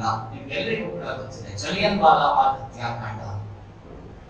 ಜನರಲ್ ಡಯರ್ ಫೈರ್ ಅಂತ ಒಂದು ಆರ್ಡರ್ ಅನ್ನ ಕೊಟ್ಟ ಕಾರಣದಿಂದಲಾಗಿ ಬ್ರಿಟಿಷರು ಹೇಳ್ತಾರೆ ಕೆಲವು ಸಂಖ್ಯೆ ಅಂತ, ಆದ್ರೆ 2000ಕ್ಕೂ ಅಧಿಕ ಜನ ತಮ್ಮ ಬದುಕನ್ನ ಕಳೆದುಕೊಂಡಂತಹ ಜಲಿಯನ್ ವಾಲಾಬಾಗ್ ಹತ್ಯಾಕಾಂಡವನ್ನ ನೇರವಾಗಿ ಒಬ್ಬ ನುಡಿದ ಮರದ ಮೇಲೆ ಕೂತ್ಕೊಂಡು, ಅವನ ಹೆಸರನ್ನ ನಾವೆಲ್ಲೂ ಕೇಳಿಲ್ಲ. ಜನರಲ್ ಡಯರ್ ಅನ್ನ ಹೀರೋ ಮಾಡ್ತಾರೆ. ಬ್ರಿಟಿಷ್ ಅಧಿಕಾರಿಗಳನ್ನ 1919ಗೆ ಹೀರೋ ಮಾಡಿದ್ವಿ. ನೀವು ಎಲ್ಲಾದ್ರೂ ನೋಡಿದೀರಾ? 1919ರ ಹತ್ಯಾಕಾಂಡ ಮುಗಿದ ಬಳಿಕ ಕಾಂಗ್ರೆಸ್ಸಿನ ನಾಯಕರೆಲ್ಲ ಬ್ರಿಟಿಷರ ಹತ್ರ ಹೋಗಿ ಕೇಳ್ತಾರೆ, ನೀವು ಸಾರಿ ಕೇಳಿ, ನಾವು ಮರೆತು ಬಿಡ್ತೇವೆ. ನೀವು ಸಾರಿ ಅಂತ 5 ಅಕ್ಷರಗಳನ್ನ ಹೇಳ್ಬಿಡಿ, ನಾವು ಅದನ್ನ ಮರೆತು ಬಿಡ್ತೇವೆ ಹತ್ಯಾಕಾಂಡ. ಇವರಿಗೆ ಮೂರ್ಖತನ ಅಂತ ಅವರಿಗೆ ಮೂರ್ಖತನವೇ. ಡಯರ್ ಹೇಳ್ತಾನೆ ನೆವರ್ ನೆವರ್. ಅವರನ್ನ ಬ್ರಿಟಿಷ್ ಕೋರ್ಟ್ ಅಲ್ಲಿ ವಿಚಾರಣೆ ಮಾಡ್ತಾರೆ. ಪ್ಯಾಸೇಜ್ ತುಂಬಾ ಸಣ್ಣದಿತ್ತು, ನೀವೆಲ್ಲ ನಡ್ಕೊಂಡು ಹೋಗ್ಬೇಕಾಗಿತ್ತು. ಒಂದು ವೇಳೆ ದೊಡ್ಡ ಜೀಪ್ ಹೋಗುವ ಜಾಗ ಇದ್ದಿದ್ದರೆ ಹೇ ಡಯರ್ ನೀನೇನ್ ಮಾಡ್ತಾ ಇದ್ದಿ? ಅವಾಗ ಡಯರ್ ಹೇಳ್ತಾನೆ, ಜೀಪ್ ಹೋಗುವ ಜಾಗವಿದ್ದರೆ ಆ ಜೀಪಿಗೆ ನಾನೊಂದು ಫಿರಂಗಿಯನ್ನ ನಿಲ್ಲಿಸಿ ಅದರ ಮೂಲಕ ಭಾರತೀಯರ ಮೇಲೆ ಬಾಂಬ್ ದಾಳಿಯನ್ನ ಮಾಡ್ತಾ ಇದ್ದೆ. ಇಲ್ಲಿಯ ನಾಯಕರೆಲ್ಲ ಹೋಗಿ ಹೇಳ್ತಾರೆ. ಆಗ ಹೇಳ್ತಾನೆ, ಜಾಗ ಕಡಿಮೆ ಆಯ್ತು, ಜಾಗ ಜಾಸ್ತಿ ಸಿಗ್ತಾ ಇದ್ದಿದ್ರೆ ನಾನು ಬ್ರಿಟಿಷರ ಮೇಲೆ ಫಿರಂಗಿ ಪ್ರಯೋಗವನ್ನ ಮಾಡ್ತಾ ಇದ್ದೆ, ಕಡಿಮೆ ಇದ್ದದ್ರಿಂದ ಬಂದೂಕು ಪ್ರಯೋಗ ಮಾಡಿದೆ. ಇವರು ಹೋಗ್ತಾರೆ ಬ್ರಿಟಿಷರಿಗೆ ಮನವಿ ಹೋಗ್ತಾರೆ, ದಯವಿಟ್ಟು ಒಮ್ಮೆ ಆ ಡಯರ್ಗೆ ಸಾರಿ ಅಂತ ಒಂದು ಕೇಳಿ ನಾವು ಮರೆತು ಬಿಡ್ತೇವೆ. 21ರಲ್ಲಿ ಇನ್ನೊಂದು ಚಾನ್ಸ್ ಸಿಕ್ತು. ಅಸಹಕಾರ ಚಳವಳಿ, ಮಹಾತ್ಮ ಗಾಂಧೀಜಿಯವರ ನೇತೃತ್ವದಲ್ಲಿ ನಡೆದ ಅಸಹಕಾರ ಆಂದೋಲನ. ಬ್ರಿಟಿಷರು ಬ್ಯಾಗ್ ಪ್ಯಾಕ್ ಮಾಡೋದಕ್ಕೆ ಶುರು ಮಾಡಿದ್ರು. ಯಾಕೆ ಅಂದ್ರೆ ಅವರಿಗೆ ಮೊದಲನೆಯ ವಿಶ್ವ ಯುದ್ಧದಲ್ಲಿ ಆದಂತಹ ಆಘಾತ ನಷ್ಟವನ್ನ ಭರಿಸುವುದಕ್ಕೆ ಸಾಧ್ಯ ಆಗದೆ, ಇಲ್ಲಿ ಭಾರತದಲ್ಲಿ ನೋಡಿದ್ರೆ ದಿನ ಬೆಳಗಾದ್ರೆ ಕ್ರಾಂತಿಕಾರಿಗಳ ಉಪಟಳ ಆರ್ಭಟ ಇದನ್ನೆಲ್ಲ ನೋಡ್ಕೊಂಡು ತಲೆ ಜಿಡ್ ಹಿಡಿದು ಹೋಗಿತ್ತು. 1921ಕ್ಕೆ ಗಾಂಧೀಜಿ ನೇತೃತ್ವದ ಅಸಹಕಾರ ಆಂದೋಲನ ದೇಶವ್ಯಾಪಿಯಾಗಿ ನಡೆಯಿತು. ಬ್ರಿಟಿಷರು ಬ್ಯಾಗ್ ಪ್ಯಾಕ್ ಮಾಡುವುದಕ್ಕೆ ಶುರು ಮಾಡಿದ್ರು. ಅಷ್ಟೊತ್ತಿಗೆ ಚೌರಿ ಚೌರಾದಲ್ಲಿ ಒಂದು 20 ಜನ ಪೊಲೀಸರನ್ನ ಭಾರತೀಯರು ಸಾಯಿಸಿದ್ರು ಅನ್ನುವ ಸಣ್ಣ ನೆಪವನ್ನ ಹಿಡಿದುಕೊಂಡು ಗಾಂಧೀಜಿ ಅಸಹಕಾರ ಚಳವಳಿಯನ್ನ ಆಫ್ ಮಾಡಿದ್ರು. ಖಿಲಾಫತ್ ಚಳವಳಿಗೆ ಬೆಂಬಲವನ್ನ ಕೊಟ್ಟರು. ಬ್ರಿಟಿಷರಿಗೆ ಗೊತ್ತಾಯಿತು, ಇವರದ್ದು ಏನಿದ್ರು ಕೂಡ ಉತ್ತರ ಕುಮಾರನ ಪೌರುಷ, ನಮ್ಮ ವಿರುದ್ಧ ಇವರು ಹೋರಾಟ ಮಾಡೋದಲ್ಲ, ಪ್ಯಾಕ್ ಮಾಡಿ ಮಡಚಿಟ್ಟು ಇನ್ನೇನು ವಿಮಾನದಲ್ಲಿ ಹಾರಬೇಕಾಗಿತ್ತು, ಹಡಗಿನಲ್ಲಿ ಹೋಗಬೇಕಾಗಿತ್ತು. ಅಷ್ಟೊತ್ತಿಗೆ ಸುದ್ದಿ ಸಿಕ್ಕಿತ್ತು, ಅಸಹಕಾರ ಚಳವಳಿ ಆಫ್ ಆಯ್ತಂತೆ, ನೀವೆಲ್ಲ ಮತ್ತೆ ಮರಳಬೇಕಂತೆ. ಪ್ಯಾಕ್ ಮಾಡಿದ್ದನ್ನ ಬಿಚ್ಚಿಟ್ಟು ಮತ್ತೆ ಬಟ್ಟೆಗಳನ್ನು ಜೋಡಿಸಿದ್ರು. ಇದು 21ನೇ ಇಸ್ವಿಯಲ್ಲಿ ನಡೆದದ್ದು. 28ಕ್ಕೆ ಸೈಮನ್ ಕಮಿಷನ್ ದೇಶಕ್ಕೆ ಬಂತು. ಸೈಮನ್ ಗೋ ಬ್ಯಾಕ್ ಅನ್ನುವ ಆಂದೋಲನ ಶುರುವಾಯಿತು. ಅಸಹಕಾರ ಚಳವಳಿ ನಿಂತ ತಕ್ಷಣ ಗಾಂಧೀಜಿಯ ಜೊತೆಯಲ್ಲಿದ್ದಂತಹ ಅನೇಕರು ಕ್ರಾಂತಿಯ ಪಕ್ಷಕ್ಕೆ ಜಿಗಿದು ಬಿಡ್ತಾರೆ. ರಾಮ್ ಪ್ರಸಾದ್ ಬಿಸ್ಮಿಲ್ ಅಂತ ಅದರಲ್ಲೊಬ್ಬ. ರಾಮ್ ಪ್ರಸಾದ್ ಬಿಸ್ಮಿಲ್ ಯಾರು ಅಂತ ಕೇಳಿದ್ರೆ ನೇರ ಗೊತ್ತಿರ್ಲಿಕ್ಕಿಲ್ಲ. ಸೋನು ನಿಗಮ್ ಹಾಡಿದ ಹಾಡನ್ನ ಕೇಳಿದ್ರೆ ನಿಮ್ಗೆ ರಾಮ್ ಪ್ರಸಾದ್ ಬಿಸ್ಮಿಲ್ ಗೊತ್ತಾಗ್ಬಹುದು. ಸರ್ಫರೋಶಿ ಕಿ ತಮನ್ನಾ ಅಬ್ ಹಮಾರೆ ದಿಲ್ ಮೇ ಹೈ ಅಂತ ಸೋನು ನಿಗಮ್ ಬಹಳ ಸೂದಿಂಗ್ ವಾಯ್ಸ್ ಅಲ್ಲಿ ಹಾಡಿದಂತಹ ಒಂದು ಹಾಡಿದೆ. ಬಹಳ ಅದ್ಭುತವಾದ ಹಾಡು. ನೀವು ಹಾಗೆ ಸುಮ್ಮನೆ ಇಯರ್ಫೋನ್ ಅಲ್ಲಿ ಆ ಹಾಡನ್ನ ಕೇಳ್ತಾ ಇರಬೇಕಾಗಿದ್ರೆ ಹಾಡು ಮುಕ್ತಾಯವಾಗುವ ಹೊತ್ತಿಗೆ ಹಿಂದಿ ಗೊತ್ತಿದ್ರೆ ಕಣ್ಣಂಚಿನಲ್ಲಿ ಎರಡನೇ ನೀರು ಬರ್ತದೆ. ರಾಮ್ ಪ್ರಸಾದ್ ಬಿಸ್ಮಿಲ್ ಆ ಹಾಡನ್ನ ಬರೆದಂತಹ ಕ್ರಾಂತಿಕಾರಿ. ಆ ಪ್ರಸಾದ್ ಬಿಸ್ಮಿಲ್. ಪ್ರಸಿದ್ಧ ಕಾಕೋರಿ ರೈಲ್ವೆ ದರೋಡೆಯಾಯಿತು. ಭಾರತೀಯರಿಗೋಸ್ಕರ ಮಾಡಿದಂತಹ ದರೋಡೆ, ಭಾರತೀಯರಿಗಾಗಿ ಮಾಡಿದಂತಹ ದರೋಡೆ, ಕಾಕೋರಿ ದರೋಡೆ. ಆ ಕಾಕೋರಿ ರೈಲ್ವೆ ದರೋಡೆಯಲ್ಲಿ ಇವರೆಲ್ಲ ಭಾಗವಹಿಸ್ತಾರೆ. ಒಂದು ಹೊಸ ತಂಡ ನಿರ್ಮಾಣ ಆಯಿತು, Hindustan socialistic Republican association HSRA ಅನ್ನುವ ಒಂದು ತಂಡವನ್ನ ಸ್ಥಾಪನೆ ಮಾಡಿ ರಾಮ್ ಪ್ರಸಾದ್ ಬಿಸ್ಮಿಲ್, ಅಶ್ಫಾಕ್ ಉಲ್ಲಾ ಖಾನ್, ಭಗತ್ ಸಿಂಗ್, ರಾಜ್ಗುರು, ಸುಖದೇವ್, ಚಂದ್ರಶೇಖರ ಆಜಾದ್, ಬಟುಕೇಶ್ವರ ದತ್ತ, ಸಚೀಂದ್ರನಾಥ್ ಸನ್ಯಾಲ್, ಭಾವಿ ದುರ್ಗಾವತಿ, ದುರ್ಗಾಚರಣ ದಾಸ, ಈ ರೀತಿಯ ಅನೇಕ ಕ್ರಾಂತಿಕಾರಿಗಳನ್ನೆಲ್ಲ ಒಂದು ತಂಡ ನಿರ್ಮಾಣ ಆಯಿತು. 28ರಲ್ಲಿ ಸೈಮನ್ ಕಮಿಷನ್ ಬರಬೇಕಾಗಿದ್ರೆ ಸೈಮನ್ ಗೋ ಬ್ಯಾಕ್ ಅನ್ನುವ ಚಳವಳಿ ಶುರುವಾಯಿತು. ಲಾಲಾ ಲಜಪತ್ ರಾಯರ ಮೇಲೆ ಮಾರಣಾಂತಿಕ ಹಲ್ಲೆ ಆಯಿತು. ವೃದ್ಧ 60 ವರ್ಷ ದಾಟಿದ್ರು. ಪಂಜಾಬ್ ನ್ಯಾಷನಲ್ ಬ್ಯಾಂಕ್ ಅನ್ನ ಸ್ಥಾಪನೆ ಮಾಡಿದಂತಹ ಪುಣ್ಯಾತ್ಮ, LIC ಅನ್ನ ಈ ದೇಶಕ್ಕೆ ಪರಿಚಯಿಸಿದಂತಹ ಪುಣ್ಯಾತ್ಮ ಲಾಲಾ ಲಜಪತ್ ರಾಯ್. ಇವತ್ತಿನ LIC ಅಲ್ಲ, LIC ಮಾದರಿಯ ಒಂದು ಬಾಂಡ್ ಅನ್ನ ಪರಿಚಯಿಸಿದಂತಹ, ಉಳಿತಾಯ ಯೋಜನೆಯನ್ನ ಪರಿಚಯಿಸಿದಂತಹ ಪುಣ್ಯಾತ್ಮ ಲಾಲಾ ಲಜಪತ್ ರಾಯ್ ಎದೆ ಮೇಲೆ ಲಾಠಿಯ ಏಟನ್ನ ಬ್ರಿಟಿಷರು ಹೊಡಿತಾರೆ, ಬ್ರಿಟಿಷರು ಖಾಸಿಗೊಳಿಸ್ತಾರೆ. 3-4 ದಿವಸ ಆಸ್ಪತ್ರೆಯಲ್ಲಿದ್ದಂತಹ ಲಾಲಾ ಲಜಪತ್ ರಾಯರು ಅಸ್ತಂಗತರಾದರು. ಭಗತ್ ಸಿಂಗ್ಗೆ ತಡೆದುಕೊಳ್ಳೋದಕ್ಕಾಗಲಿಲ್ಲ. ಭಗತ್ ಸಿಂಗ್ಗೆ ಅದನ್ನ ನೋಡಿ ಸುಮ್ಮನಿರೋದಕ್ಕಾಗಲಿಲ್ಲ. ಕ್ರಾಂತಿಕಾರಿಗಳೆಲ್ಲ ಸ್ಯಾಂಡರ್ಸ್ ಹತ್ಯೆ ಮಾಡಿದರು. ಕ್ರಾಂತಿಕಾರಿಗಳು ಸೇರಿ ಬ್ರಿಟಿಷ್ ಶಾಸನ ಭವನದ ಮೇಲೆ ಬಾಂಬ್ ದಾಳಿಯನ್ನ ಮಾಡಿದ್ರು. ಬಟುಕೇಶ್ವರ ದತ್ತ ಮತ್ತು ಭಗತ್ ಸಿಂಗ್ ವಿಚಾರಣೆ ಆಯಿತು. ಅವರು ಓಡ್ ಹೋಗ್ಲಿಲ್ಲ. ಅವ್ರ ಕೈಗಳನ್ನ ಎತ್ತಿ ಇನ್ಫಿಲಾಬ್ ಜಿಂದಾಬಾದ್, ನೀವು ನಮ್ಮನ್ನ ಬಂಧಿಸಬಹುದು. ಜೈಲಲ್ಲಿ ವಿಚಾರಣೆಗಳು ನಡೆಯಿತು.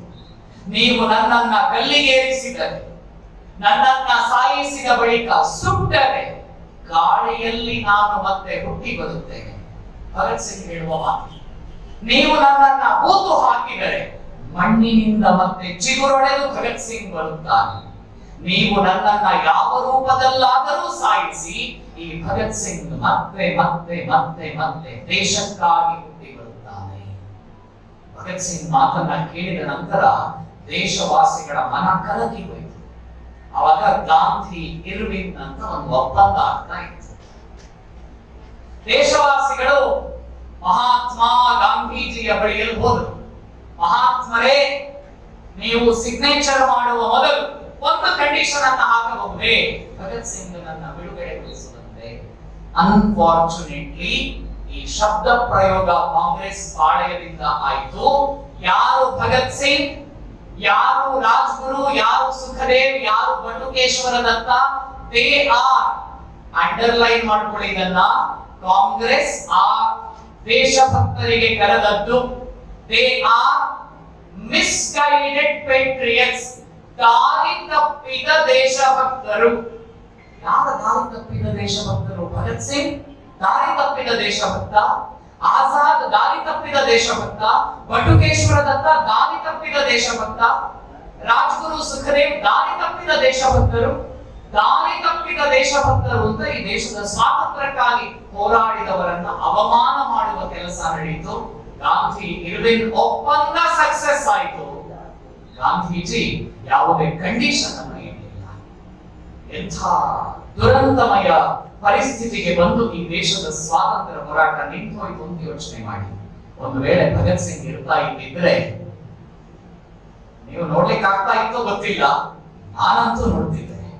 90 ವರ್ಷದ ಭಗತ್ ಸಿಂಗ್ ನನ್ನ ನೋಡೋ ಅವಕಾಶ ನಮಗೆ ಸಿಗ್ತಾ ಇತ್ತು.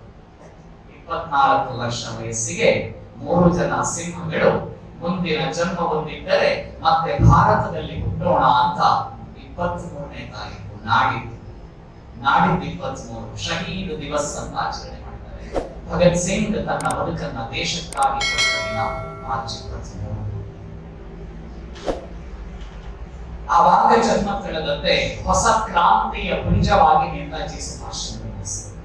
ನೇತಾಜಿ ಸುಭಾಷ್ ಚಂದ್ರ ಬೋಸರ ಹಾದಿಯಲ್ಲಿ ಇನ್ನಷ್ಟು ಸಾವಿರ ಜನ ಮುಂದೆ ಬರ್ತಾರೆ. ಸರ್ ಹೇಳಿದ್ರಲ್ಲ, ಭಾರತದ ಸ್ವಾತಂತ್ರ್ಯದ ತೊರೆ 100 ದಾರಿಗಳು. ಆ 100 ದಾರಿಗಳಲ್ಲಿ ಬಂದಂತಹ ಲಕ್ಷಾಂತರ ಸ್ವಾತಂತ್ರ್ಯ ಹೋರಾಟಗಾರರ ಕಾರಣದಿಂದಾಗಿ 47 ಆಗಸ್ಟ್ 14ರ ಮಧ್ಯರಾತ್ರಿ ಅಖಂಡ ಭಾರತ ವೇದ ಭೂಮಿ, ಧರ್ಮ ಭೂಮಿ, ಕರ್ಮ ಭೂಮಿ, ನೂರಾರು ರಾಜ ಮಹಾರಾಜರುಗಳು ಆಳಿದಂತಹ, ಲಕ್ಷ ಲಕ್ಷ ಋಷಿ ಮುನಿಗಳು ತಪಸ್ಸು ಮಾಡಿದಂತಹ ಸಿಂಧುವಿರುವ ಈ ಭೂಮಿ ತುಂಡಾಗಿ ಭಾರತ ಪಾಕಿಸ್ತಾನ ಅನ್ನುವ 2 ದೇಶವಾಗಿ ಭಾರತಕ್ಕೆ ಸ್ವಾತಂತ್ರ್ಯ ಬಂತು. ಆಜಾದಿ ಕಾ ಅಮೃತ ಮಹೋತ್ಸವ ನಿಜ, ಆದ್ರೆ ತುಂಡಾದ ದೇಶದ ಸ್ವಾತಂತ್ರ್ಯ ಸಂಭ್ರಮವನ್ನ ನಾವು ಆಚರಣೆ ಮಾಡ್ತಾ ಇದ್ದೇವೆ.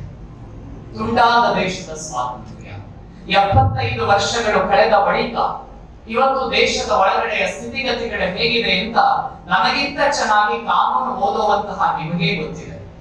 ಯಾವ ಡಾಕ್ಟರ್ BR ಅಂಬೇಡ್ಕರ್ ಅವರು ಸಂವಿಧಾನವನ್ನ ಮಾಡಿದ್ರು, ನಾಳೆ ನೀವೇ ಜಡ್ಜಾಗಿ ಕೂತ್ಕೊಳ್ತೀರಿ ಕರ್ನಾಟಕ ಹೈಕೋರ್ಟ್ ಅಲ್ಲಿ ದೀಕ್ಷಿತರ ಪಕ್ಕ, ಸುಪ್ರೀಂ ಕೋರ್ಟ್ ಅಲ್ಲಿ ನ್ಯಾಯಮೂರ್ತಿ ರಮಣರ ಪಕ್ಕ ನೀವು ಹೋಗಿ ಕೂತ್ಕೊಳ್ತೀರಿ, ನೀವೊಂದು ಜಡ್ಜ್ಮೆಂಟ್ ಅನ್ನ ಪಾಸ್ ಮಾಡ್ತೀರಿ. ಯಾಕೆಂದ್ರೆ ನ್ಯಾಯೇನ ಧಾರ್ಯತೆ ಲೋಕಃ ಅನ್ನುವ ಸೂತ್ರವಾಕ್ಯ ಗೊತ್ತಿರುವ ನೀವು ಜಡ್ಜ್ಮೆಂಟ್ ಅನ್ನ ಪಾಸ್ ಮಾಡ್ತೀರಿ. ಅಂಬೇಡ್ಕರ್ ಕೊಟ್ಟ ಸಂವಿಧಾನವನ್ನೇ ನಾವು ಒಪ್ಪುವುದಿಲ್ಲ. ಸರ್ವೋಚ್ಚ ನ್ಯಾಯಾಲಯ ಅಲ್ಲ, ಸುಪ್ರೀಂ ನ್ಯಾಯಾಲಯ ಕೊಡುವಂತಹ ಜಡ್ಜ್ಮೆಂಟ್ ಅನ್ನು ನಾವು ಒಪ್ಪುವುದಿಲ್ಲ. ನೀವು ಏನ್ ಮಾಡ್ತೀರೋ ಮಾಡ್ಕೊಳ್ಳಿ ಅನ್ನುವವರೆಲ್ಲ ಇವತ್ತು ಹೀರೋಯಿನ್ಗಳ ಆಗ್ತಾ ಇದ್ದಾರಲ್ಲ. ದೇಶ ಯಾವ ಕಡೆ ಸಾಗ್ತಾ ಇದೆ ಅಂತ ನಾವು ಯೋಚನೆ ಮಾಡಬೇಕಾಗಿದೆ. ಯಾವ ಸಂವಿಧಾನವನ್ನ ಅಂಬೇಡ್ಕರ್ ಕೊಟ್ಟರು, ಆ ಸಂವಿಧಾನದಲ್ಲಿರುವ ಎಲ್ಲಾ ಹಕ್ಕುಗಳು ನಮಗೆ ಬೇಕು. ಫ್ರೀ ಎಜುಕೇಶನ್ ಬೇಕು, ರೇಷನ್ ಬೇಕು, ಇನ್ನೊಂದು ಬೇಕು, ಮತ್ತೊಂದು ಬೇಕು, ಬಸ್ ಪಾಸ್ ಬೇಕು, ಎಕ್ಸ್ ಬೇಕು, ವೈ ಬೇಕು, ಝಡ್ ಬೇಕು, A to Z 26 ಆಲ್ಫಾಬೆಟ್ ಬಿಟ್ಟು 27ನೇ ಇದ್ರೆ ಅದು ಬೇಕು. ಕರ್ತವ್ಯದ ಪಾಲನೆಯಲ್ಲಿ ನಾವಿಲ್ಲ, ಹಕ್ಕುಗಳನ್ನ ಕೇಳೋದ್ರಲ್ಲಿ ನಾವಿದ್ದೇವೆ ಅನ್ನುವಂತಹ ಮಾನಸಿಕ ಸ್ಥಿತಿ ನಿಧಾನಕ್ಕೆ ಬೆಳೀತಾ ಇರಬೇಕಾಗಿದ್ರೆ ಒಬ್ಬ ಪುಣ್ಯಾತ್ಮ ವಿವೇಕ್ ರಂಜನ್ ಅಗ್ನಿಹೋತ್ರಿ ಬಂದು ಒಂದು ಫೈಲ್ಸ್ ಅನ್ನ ತೆರೆದರು. ಕಾಶ್ಮೀರ್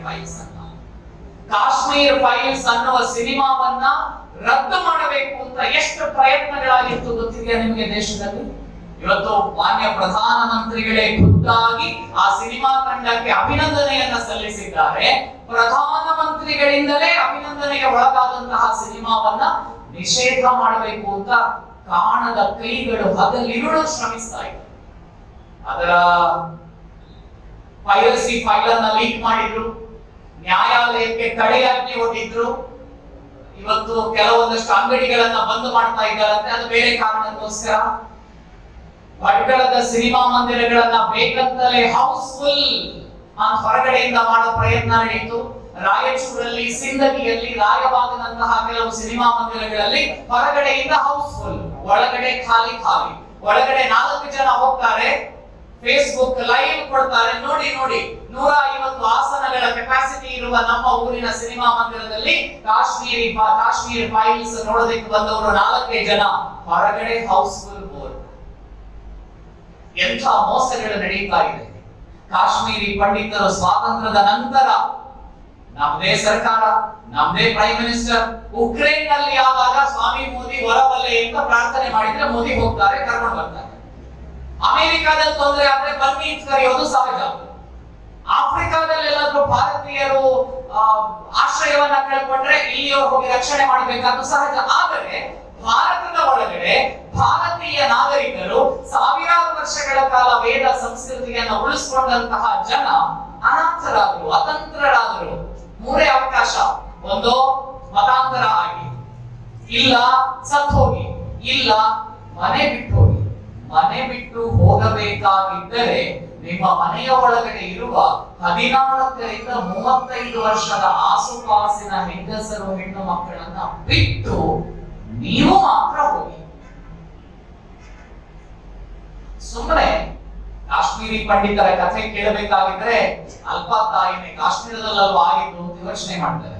ನಾಳೆ ಪುತ್ತೂರಲ್ಲೇ ನಮ್ಮನೆಗೆ ಬಂದು ನಮ್ಮ ಅಪ್ಪ ಅಮ್ಮನನ್ನ ಒದ್ದೋಡಿಸಿ ನಿಮ್ಮ ತಂಗಿಯರನ್ನ, ನಿಮ್ಮ ಅಕ್ಕಂದಿರನ್ನ ಬಿಟ್ಟು ನೀವು ಹೋಗಿ ಅಂತ ಹೇಳಿದ್ರೆ ಹೋಗೋದಕ್ಕೆ ಸಾಧ್ಯ ಆಗುತ್ತಾ? ನಿಮ್ಮ ಅಮ್ಮನನ್ನ, ನಿಮ್ಮ ಅಕ್ಕನನ್ನ ಬಿಟ್ಟು ನೀವಿಲ್ಲೇ ಇರಬೇಕು, ಉಳಿದವರೆಲ್ಲ ಹೋಗ್ಬೇಕು ಅಂತಂದ್ರೆ ಹೋಗೋದಕ್ಕೆ ಸಾಧ್ಯ ಆಗುತ್ತಾ? ಕಾಶ್ಮೀರ್ ಫೈಲ್ಸ್ ಇವತ್ತು ರೀಓಪನ್ ಆಗಿದೆ. ಹೀಗೆ ಮಾಡ್ತಾ ಹೋದ್ರೆ ನಾನೇ ಒಂದು ಬರೆದು ವಿವೇಕ್ ರಂಜನ್ ಅಗ್ನಿಹೋತ್ರಿಗೆ ಏನಾದ್ರೂ ಕಳಿಸ್ಕೊಟ್ರೆ ನನ್ನ ಕೈಯಲ್ಲ ಈ ರೀತಿಯ 150ಕ್ಕೂ ಅಧಿಕ ಫೈಲ್ಸ್ ಗಳಿವೆ. ಓಪನ್ ಆಗಬೇಕಾಗಿರುವ 150ಕ್ಕೂ ಅಧಿಕ ಫೈಲ್ಸ್ ಗಳಿವೆ. ಮಂಗಳೂರು ಫೈಲ್ಸ್ ಇದೆ, ಮಲಬಾರ್ ಫೈಲ್ಸ್ ಇದೆ, ಮೇಲುಕೋಟೆ ಫೈಲ್ಸ್ ಇದೆ, ಶ್ರೀರಂಗಪಟ್ಟಣ ಫೈಲ್ಸ್ ಇದೆ, ಮೈಸೂರು ಫೈಲ್ಸ್ ಇದೆ, ಸುಳ್ಯ ಫೈಲ್ಸ್ ಇದೆ.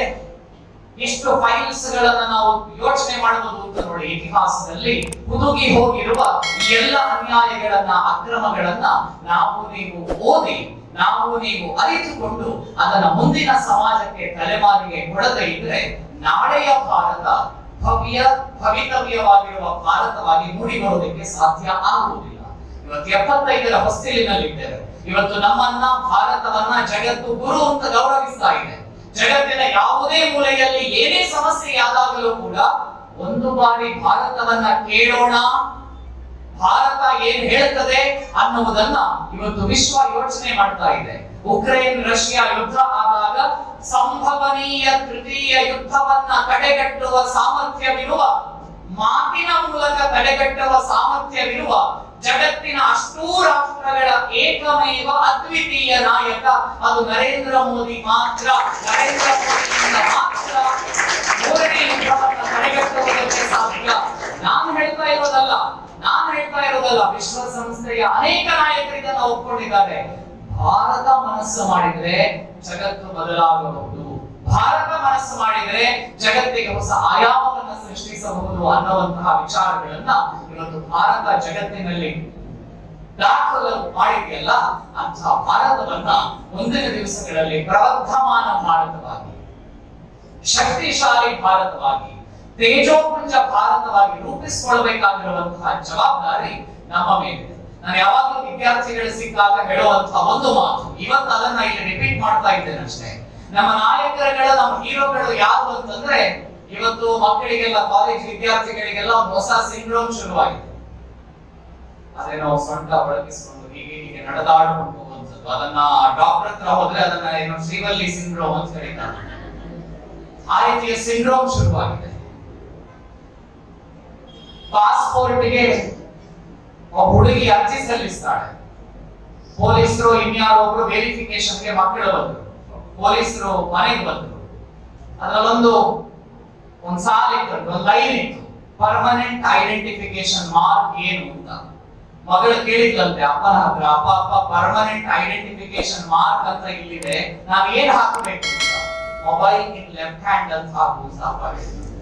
ಪರ್ಮನೆಂಟ್ ಐಡೆಂಟಿಫಿಕೇಶನ್ ಮಾರ್ಕ್ ಮೊದಲೆಲ್ಲ ಮೋಲ್ ಎಲ್ಲೋ ಒಂದು ಮಚ್ಚೆ ಇದ್ರೆ ಅದು ಪರ್ಮನೆಂಟ್ ಐಡೆಂಟಿಫಿಕೇಶನ್ ಮಾರ್ಕ್. ಇವತ್ತು ಮೊಬೈಲ್ ಇನ್ ಲೆಫ್ಟ್ ಹ್ಯಾಂಡ್, ಎಡಬದಿಯಲ್ಲಿರುವ ಮೊಬೈಲ್, ಎಡ ಕೈಯಲ್ಲಿ ಅದು ಮೊಬೈಲ್ ಯಾವಾಗಲೂ ಇದ್ದೇ ಇರ್ತದೆ. ಅದು ಬಿಟ್ಟರು ನಾವಿದೆ. ಈ ರೀತಿಯ ಪರಿಕಲ್ಪನೆಯ ಕಡೆಗೆ ನಾವು ಹೋಗ್ತಾ ಇದ್ದೀವಲ್ಲ, ಇದರಿಂದ ಒಂದು ಚೂರು ದೂರ ನಿಲ್ಲಿಸಿಕೊಂಡು ಸಿನಿಮಾ ನಟ ಎಸ್ ಅನುಪಮ್ ಖೇರ್, ವಿವೇಕ್ ರಂಜನ್ ಅಗ್ನಿಹೋತ್ರಿ ನಮ್ಮ ಪಾಲಿನ ಹೀರೋಗಳೇ ಸತ್ಯವನ್ನ ಹೊರಗಡೆ ತೆಗೆದಿದ್ದಾರೆ. ಆದರೆ ಆ ಗಡಿಯ ಭಾಗದಲ್ಲಿ ಹೋರಾಟವನ್ನ ಮಾಡುವಂತಹ ಒಬ್ಬ ಸೈನಿಕ, ನಮ್ಮನ್ನ ಕಾಯುವಂತಹ ಪ್ರಾಮಾಣಿಕ ಪೊಲೀಸ್ ಅಧಿಕಾರಿಗಳು, ದೇಶಕ್ಕೋಸ್ಕರ ಬದುಕನ್ನ ಧಾರೆ ಎಳೆದಂತಹ ಸ್ವಾತಂತ್ರ್ಯ ಹೋರಾಟಗಾರರು ನಮ್ಮ ಜೀವನದ ಆದರ್ಶ, ನಮ್ಮ ಜೀವನಕ್ಕೆ ಪ್ರೇರಣೆ, ನಮ್ಮ ಬದುಕಿಗೆ ದಾರಿಯನ್ನ ಮಾಡಿಕೊಡುವಂಥವರು.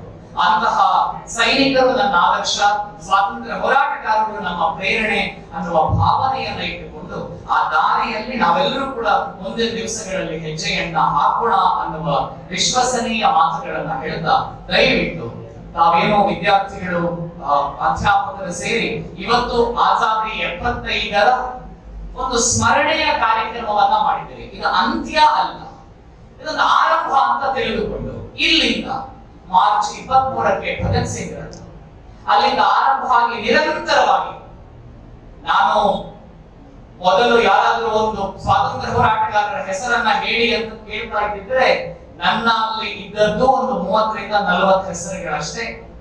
ಇವತ್ತು ಹುಡುಕ್ತಾ ಹುಡುಕ್ತಾ ಹುಡುಕ್ತಾ ಹೋದಾಗ 600 ಜನ ಸ್ವಾತಂತ್ರ್ಯ ಹೋರಾಟಗಾರರು ಸಿಕ್ಕಿದ್ದಾರೆ. ಹಾಗೆ 600ಕ್ಕೆ ಮುಕ್ತಾಯ ಆಯ್ತಾ ಅಂತ ಕೇಳಿದ್ರೆ ಅಲ್ಲ, 6.5 ಲಕ್ಷ ಜನರಲ್ಲಿ 600 ಅಂತಂದ್ರೆ ಏನು ಅಲ್ಲ, ಅದೊಂದು ಲೆಕ್ಕವೇ ಅಲ್ಲ. ಹಾಗೆ ಹುಡುಕಾಡ್ತಾ ಹೋದರೆ ಎಷ್ಟೊಂದು ಜನ ಸ್ವಾತಂತ್ರ್ಯ ಹೋರಾಟಗಾರರಿದ್ದಾರೆ. ಆ ಎಲ್ಲ ಅನಾಮಿಕ ಸ್ವಾತಂತ್ರ್ಯ ಹೋರಾಟಗಾರರನ್ನ ಮುಂದಿನವರಿಗೆ ತಲುಪಿಸುವಂತಹ ಒಂದು ಕೆಲಸವನ್ನ ತಾವೆಲ್ಲ ಮುಂದಿನ ದಿವಸಗಳಲ್ಲಿ ವಿದ್ಯಾಸಂಸ್ಥೆಯ ಅಡಿಯಲ್ಲಿ ಮಾಡಬೇಕು ಅಂತ ನಮ್ಮಲ್ಲಿ ವಿನಂತಿಯನ್ನ ಸಲ್ಲಿಸ್ತಾ, ಮುಂದಿನ ದಿನಗಳಲ್ಲಿ ನಮ್ಮ ಮತ್ತು ನಿಮ್ಮ ಗುರಿ ಒಂದೇ, ಅದು ಸಮೃದ್ಧ ಭಾರತದ ರಚನೆ. ಅಧ್ಯಾಪಕರಾಗಿ, ವಕೀಲರಾಗಿ ನೀವು ಮುಂದಿನ ದಿವಸಗಳಲ್ಲಿ ಯಾವುದೇ ಹುದ್ದೆಯನ್ನ ಮಾಡಿ, ಆದರೆ ಒಂದನ್ನಂತೂ ಮನಸ್ಸಿನ ಮೂಲೆಯಲ್ಲಿ ಸ್ಥಿರವಾಗಿ ನೆನಪಿಕೊಳ್ಳಿ, ಏನೇ ಆದರೂ ದೇಶ ಮೊದಲು, ಏನೇ ಆದರೂ ದೇಶ ಮೊದಲು, ದೇಶವೇ ಸರ್ವಶ್ರೇಷ್ಠ. ಯಾಕೆ ದೇಶವೇ ಸರ್ವಶ್ರೇಷ್ಠ? ರಾಷ್ಟ್ರಕವಿ ಕುವೆಂಪು ಹೇಳ್ತಾರಲ್ಲ, ಭರತ ಖಂಡದ ಹಿತವೇ ನನ್ನ ಹಿತವೇ, ಭರತ ಮಾತೆಯ ಮತವೇ ಎನ್ನ ಮತವೇ, ಭಾರತಾಂಬೆಯ ಸುತರೆ ಸೋದರರು ಎಂದು, ಭಾರತಾಂಬೆಯ ಮುಕ್ತಿ ಮುಕ್ತಿ ಎನದೆಂದು, ಆತ್ಮ ಅಚ್ಯುತವೆಂದು, ಜನ್ಮಗಳು ಬಹವೆಂದು, ಮೃತ್ಯು ನಶ್ವರವೆಂದು, ಭಾರತಿಗೆ ಜಯವೆಂದು, ನಡೆ ಮುಂದೆ ನುಗ್ಗಿ ನಡೆ ಮುಂದೆ, ಕುಗ್ಗದೆ ಜಗ್ಗದೆ ಹಿಕ್ಕಿ ನಡೆ ಮುಂದೆ ಅನ್ನುವ ರಾಷ್ಟ್ರಕವಿ ಕುವೆಂಪು ಅವರ ಆಶಯದ ಮಾದರಿಯಲ್ಲಿ ನಾವು ನೀವು ನುಗ್ಗಿ ಮುನ್ನಡೆಯೋಣ. ನಮಸ್ಕಾರ.